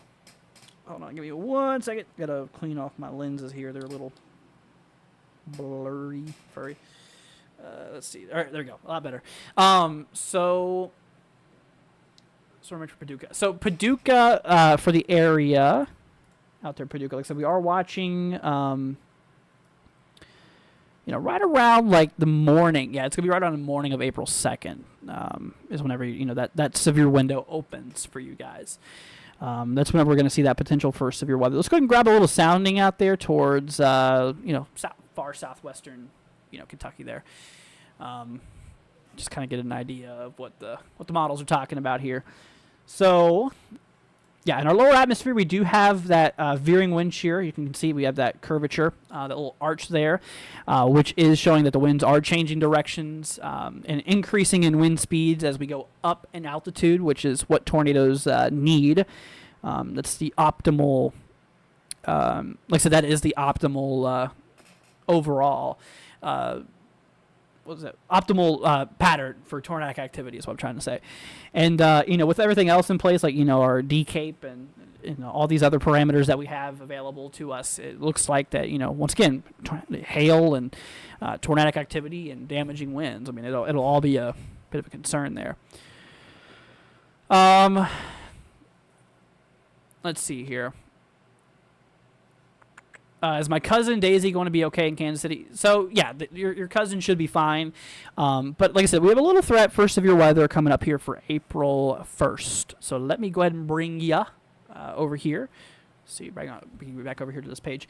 So for April 1st, which is, like I said, the big day here. Let's see here. So, yeah, Kansas City, we do got ourselves the site risk, level 2 severe weather threat. So, there's a shot for some severe weather to occur.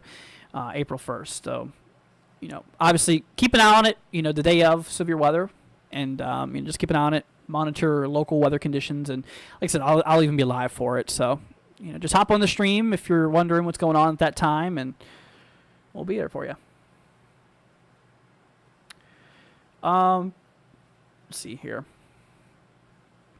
I'm convinced the capping will inhibit severe storms for Tulsa, especially a new NAM model. I mean, I see where you're going with that, but honestly, I mean, it's kind of hard to tell, man. It really is. I personally think they will convect over there by Tulsa. Let me show you all back to the models here. Let's see here. Yeah, so there is that break, in the cap there. I mean, obviously Tulsa at that point has a 32 joules per kilogram convective inhibition there, but that should be taken lightly with a grain of salt, of course.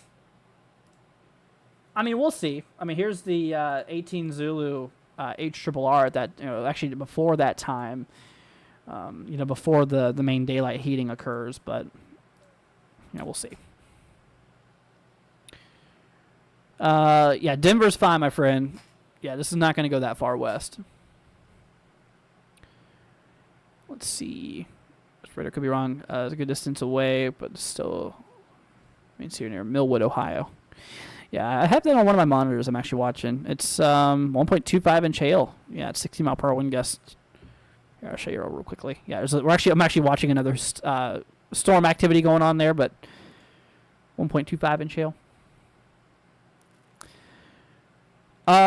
Let's see here. How high of a chance for the SPC upgrade to a moderate or even high risk? I don't think we're going to get a high risk, my friend. Moderate, I'd probably give it a 50-50, honestly. I mean, I think it's... What I wouldn't be surprised if they added it. Wouldn't be surprised if they don't, honestly. I'm at that kind of mixed mark. I have mixed feelings about it.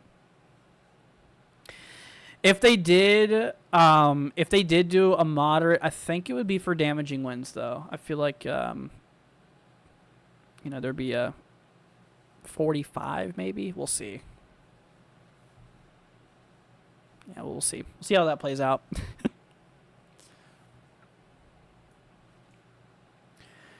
Let's see here. All right, see you later, Andrea. Thanks for joining. But like I said, y'all, if y'all have any questions, feel free to let me know. See, New Orleans, Louisiana, got to be okay. Let's see. Gotcha. So New Orleans, obviously for April 1st, yeah, we're going to be fine.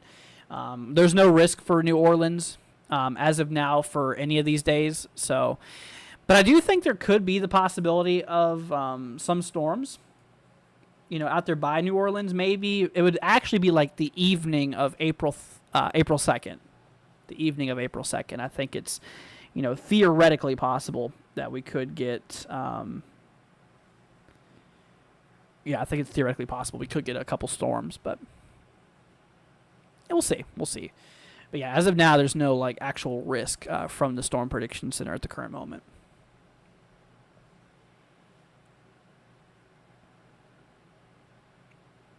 see here.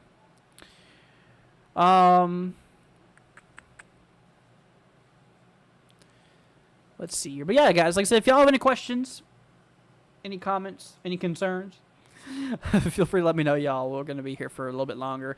I'm probably gonna head off here in about 15 minutes, honestly, because we're almost. Wow, we just hit 2 hours and 45 minutes of live streaming today, so I think we're gonna call it at the 3-hour mark. Let my voice rest, and we'll be back at it tomorrow. Yeah, with some more updates and stuff like that. But like I said, we'll be here for y'all. Got y'all covered. Landon, I'm not going to answer that question, my friend.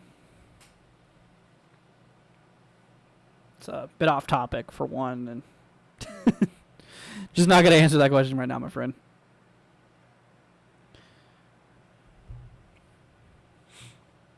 But yeah, so once again, as of now, if you guys are just tuning in here, April 1st is the big day regarding severe weather. Central, northeastern Oklahoma is in the biggest threat as of right now. Same thing for northwestern Arkansas, southeastern Kansas, and a lot of central and southwestern Missouri is in a pretty big risk regarding severe weather. So we'll definitely keep an eye out there for that. But yeah, of course, even the yellow, pretty good risk regarding severe weather. You need to keep an eye out there for that. But yeah, and of course, dark green is just a small threat, but it's still a possibility. So keep an eye out there for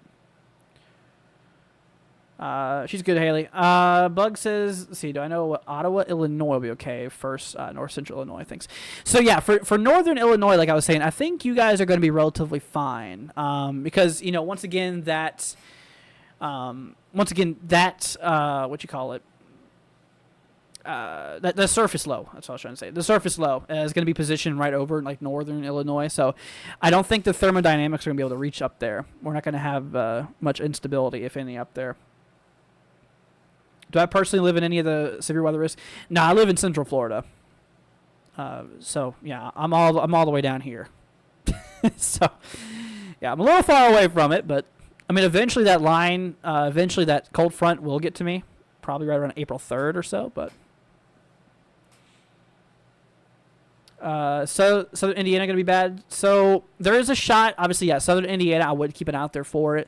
The models, like I said, the latest model trends and the models they've been talking about, a decent amount of instability, being available for central Southern Indiana. So I would definitely keep an eye out there for the region. Whenever it comes to the winds and stuff like that, like I said, we do have ourselves a pretty pretty strong jet stream, pretty strong lower level jet there, 40 knots northeasterlies. And our mid-level winds here, about 90 knots, which is pretty crazy. So we'll see. Let's see here. Seems like I'll be up all night / morning, April 1st. I live in Southern Illinois. Gotcha. Like I said, yeah, we'll be here though. We'll be here to stream as much as I can. I mean, I'll stream as long as I physically can. But I am planning on doing long coverage for you guys. It's going to be quite a day. I'm going to take a lot of breaks during the event, but I'm going to shoot to be live. I always say that. Hopefully I'm alive, but shoot to be as long as possible. So we'll see. Because, unfortunately, it's going to go from afternoon to evening through the nighttime and into the next day. So, unfortunately, it's not going to be like the whole entire event. I can't. It's not even humanly possible to go through the entire event. It would be super terrible if I had to do that. But lived in Orlando in 2004 when Hurricane Charlie rolled through. Scary. Wow. Yeah, I live right between Orlando and Tampa, so. Yep, we do get some canes down here. So David, yeah, keep an eye out there for it. Really there for April 2nd. We're still kind of waiting for the updates. Obviously the latest outlook is going to be changing a bit, but yeah, Kentucky, the entire state of Kentucky should keep it out there between the 1st and the 2nd. Let's see here. All right, see you later, Overbuilt. Thanks for joining, man. When is SPC update again? 7:30 UTC. Current time is 21:50 UTC. So we still got several hours. It's not going to be until tomorrow, like early tomorrow. We're going to get the update in. I will be asleep. More than likely, I will be asleep. So, but yeah, tomorrow, like I said, I'll be live. I'll be live again, 3:00 Eastern, 2 Central, and I'll be live probably as long, if not longer, than I was today. Because like I said, this is going on 3 hours now. I've been live. We're at 2 hours and 50 minutes. But yeah, tomorrow I'll probably be live. I'll probably be live just as long, if not more. We'll see. Just depends. But yeah, we'll have a lot more information, like, actual probabilities, regarding the tornado probability, the damaging winds, and the hail threat. We'll know more of the percentages overall. Donna says, I really hate nighttime storms with risk of tornadoes. I hear you. Yeah, me too. Nighttime storms definitely kind of suck, don't they? The good news, though, is that we have radar, which is very powerful, and it can even see what's happening at nighttime. So we're thankful for that, man. If we didn't have radar, shoot, that wouldn't be very good. But just be thankful we got radar, because radar is a very good tool at letting us know what's going on there. So absolutely. So yeah, like I said, I'll be live throughout the night and stuff like that. Go as long as I physically can. Wake up birthday morning, then we'll go live again. Why do tornadoes come at night? So it just depends on the event, and if storms can continue to cycle. During the morning, storms have a hard time, producing because the lack of sunlight, and there's a layer in the atmosphere that creates a warm blanket that prevents thunderstorms from happening, really. And then whenever you hit the evening time, that blanket's removed due to daylight heating, and sometimes during some event that blanket can be prevented. That convective inhibition is the actual word for it, but allows for convection to sometimes happen throughout the night. Just depends on the event. But yeah, you rarely see like super crazy storms morning, but it happens. It happens. But yeah, severe weather is usually more likely during the afternoon, evening, and sometimes overnight. Let's see. Can I look at the Ohio storms? Yeah, I'm actually watching them right now. We got one severe thunderstorm warning. Two of them with one extension. If anything crazy happens on them, I was going to mention it, but something crazy happened. We got 1.75-inch hail now. That's actually, that must have just got updated because I just looked at that a little bit ago. Yeah, so golf ball hail on that storm. Let's see, that's for Cashapp, I think it is, Cashapp, Franklin, Warsaw, Newcastle. Yeah, 1.75-inch hail and 60-mile-per-hour wind gusts. That's pretty big hail. Pretty big hail. Let's see here.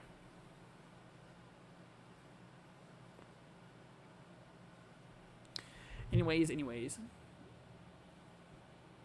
Happy Easter to you guys. They got $0.50 size hail. No, this is golf ball hail, my friend. 1.75 inches. Some pretty big stuff, my friend.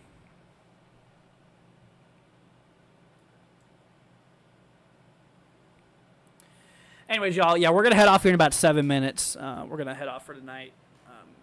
Like I said, we've been live here for about 3 hours now. I'm a little worn out, a little burnt out right now, so we'll be back on tomorrow, though. Like I said, we'll have a lot more information tomorrow, too, with all the severe weather and all that stuff. So, tomorrow, come time, like I said, we'll be live here for, once again, if not as long, if not the same, but maybe even longer. We'll see. In Springfield, Missouri, watching the system closely, says David. Well, be safe out there, my friend. And, Springfield, you guys out there, you're in the enhanced. So, you got a pretty good risk regarding severe weather. Hopping back over here to models and all that fun stuff, whenever it comes to it here. There's going to be a decent amount of instability available for some of those regions there. Look at the sounding here. Yeah, we got a little bit of that veering wind shear, as you can see in the lower atmosphere, so there's going to be a little tornado threat there. Damaging winds and maybe a bit of hail too. I think could be a definite probability. Triple threat, which will probably take place here for you. The best time would probably be like really super early April 2nd. So we'll see. We'll see, my friends. Yeah, I'm just a little more concerned now because, like I said, the models definitely had an upkick, and then the NAM had a definite upkick in instability. I'm gonna grab a sounding by I was called Columbus, Kansas City. We're gonna grab a sounding by Columbus here, Ohio, and see what's going on. Yeah, super unstable atmosphere there, but lower level wind shear. I mean, it's there. It's nothing extremely crazy. Our mid and upper level winds are pretty strong, but got you, David. Do I think the enhancements will be expanded to the northern Missouri on April 1st? I don't know, Haley, honestly. I'm not seeing support of it, honestly, because it looks like that instability rides a little further south. I think if anywhere is going to be upgraded, it's going to be like central and northern Ohio. But we'll see. Because, even then, like I was saying, there's still a bit of things that need to be worked out. But yeah, quite the surface low and strong kinematics and with higher instability now. So we'll see. Don't be scared, Michael. It'll be all right. We'll get through this. But anyways, yeah, y'all, we're going to head off here in about 4 minutes now until we reach that 3-hour mark, and then we're going to head off here for now. But I appreciate y'all for being here. Thank you guys for hanging out with us for a while. And, if you're new to the channel, once again, consider subscribing. Leave it a like. It'd be greatly appreciated. They just launched a rocket, apparently. Oh, interesting. Oh, they did this a little bit ago. Huh, interesting. But yeah, so we'll be here for you. All in West Virginia is in the risk out there for April 2nd. So we'll keep it out there for April 2nd. Let's see here. I don't know about all that overbuilt.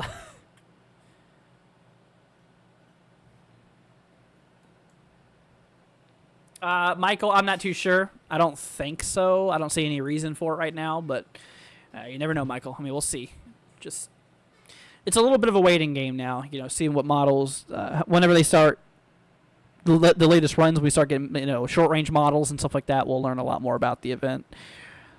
Just like, recently, look at all that instability over Ohio, and plus with a strong lower level jet and mid-level jet out there is, that's for the afternoon of April 2nd. See, that's an environment that's a little concerning because, once again, strong kinematics and, increased thermodynamic instability.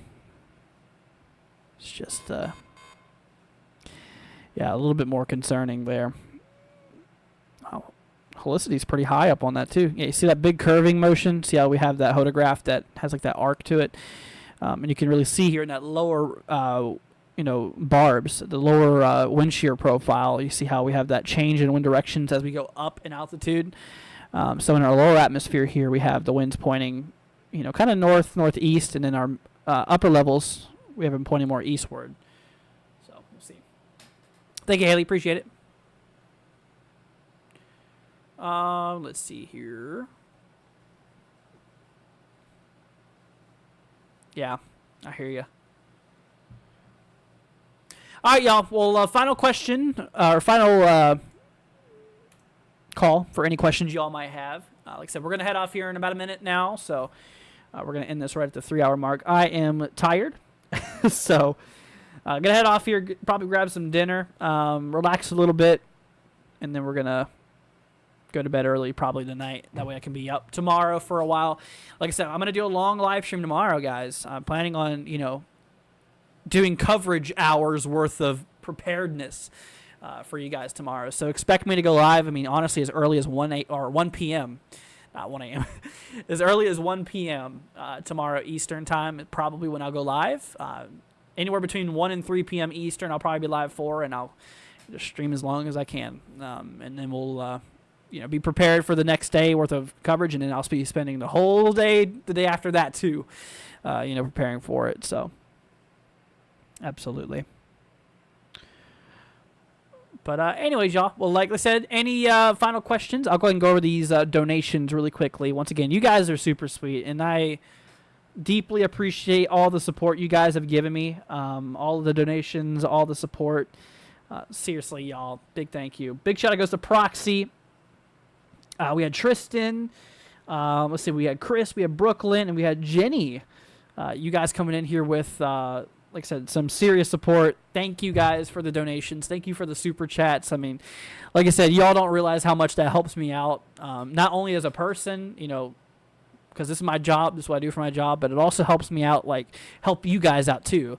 Like I said, even, a couple dollars really does help out, pay for my programs and stuff like that. So for the people who have donated, seriously, from the bottom of my heart, thank you. And you guys are awesome, and you guys honestly are helping us keeping us going. And I really can't thank you all more than enough. I mean, even just for hanging out with us, if you haven't already, consider subscribing. I'm not going to force you to. But once again, y'all, much love to you. And seriously, once again, big shout out to all of our supporters, guys. Much love to you guys. And but thank you all for the support. Let's see here. Get some food. Get some rest, Andrew. More than earned it. Thank you, Proxy. Yeah, I'm probably going to order some food. With that donation you gave me on what is it? I can't even think straight. Venmo. I'm probably gonna order me some food with that for dinner. So, thank you, Proxy. Much appreciated, and everybody else. So, much love to you guys. Thank you all for the support. And anyways, but yeah, guys.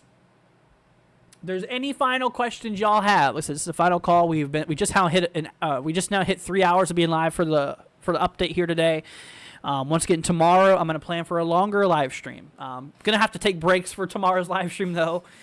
But once again, tomorrow we'll have more information, more model runs, a lot more information available to us than we do today. So we'll know. We'll definitely have a lot more information for y'all, and we'll be here to give you guys the latest and greatest info and stuff like that. But anyways, y'all, let's see here. Thank you, Rand. I appreciate it. Let's see here. Thank you, Jenny. Appreciate it. Once again, thank you. Thank you. Emmanuel, best up. Thank you. Appreciate it, man. Alrighty, you guys. Well, once again, thank you all for being here. Much love to you. And like I said, join our Discord if you guys want to chat off stream hours. Our Discord's down in the description, as well as a lot of other stuff. So check our description. We got some pretty cool stuff down there. You guys can check out, like Discord, merchandise, and all kinds of neat stuff down there. Aaron, yeah, we'll watch out for Lexington. We got a level 2 threat, my friend. We'll keep an eye out there for it for April 2nd. April 2nd's the day you need to pay attention to. But once again, it's not a final risk yet. I mean, we're still gonna wait and see what the latest updates and stuff like that. But let's see here. Came in late, but glad to see ya. Yeah, like I said, we're gonna head off here. Like I said, we just got done. We just now hit 3 hours being live here. So, but it's good to see you, my friend. It's good to see you. But we'll be back. Like I said, we'll be back later tomorrow for more information and more updated views and all that stuff for you. So, like I said, we got you. Got y'all covered. And then, like I said, yeah, tomorrow we're going to have the actual breakdowns. We're going to have tornado probability. We're going to have damaging wind probability and hail probability. So I'm going to probably throw in a bit of zip code forecast tomorrow, too. We're not going to spend the whole time streaming doing zip code forecasts, but here and there I'll probably grab a couple of them overall. So, that way I can, be a little bit more one-on-one with you guys and help you guys out more. So we'll do that tomorrow whenever I have the breakdown. SLDS says happy Easter. You too, man. And happy Easter to you guys. I'll see you guys tomorrow at some point, which I'm thinking between 1 and 3 p.m. Eastern is whenever whenever that's gonna happen. So, but anyways, let me go ahead and go over our donators one more time. Say a big thank you. So Tristan, these are all our super chats. Tristan, Proxy, Chris, Brooklyn, and Jenny. Biggest shout out goes out to you guys. Thank you once again for all of your support. And alrighty, you guys. Well, I think that's going to go ahead and wrap it up here for now. We're going to go head over here to the ending screen. We're going to go ahead and play this in motion too, so you guys can get a little bit of a cinematic outro. All right, y'all. You guys take care. Once again, much love. Thank you all for the support. Thank you for helping us reach 24K, y'all. We finally reached 24,000 subscribers today. I appreciate y'all very, very much. And thank you to all the supporters. Thank you, everybody. And we'll see you guys tomorrow. All right, y'all. So the stream's going to head off here in approximately 2 minutes. So go ahead and say goodbye to your friends, family, anybody you're hanging out with in the chat, my friends. And alrighty, you guys. Well, y'all take care. Have a wonderful, wonderful rest of your day. Be safe out there. And we'll catch you guys tomorrow. All right, y'all. Much love to you. See ya tomorrow later on. Peace out, my friends. Catch you then.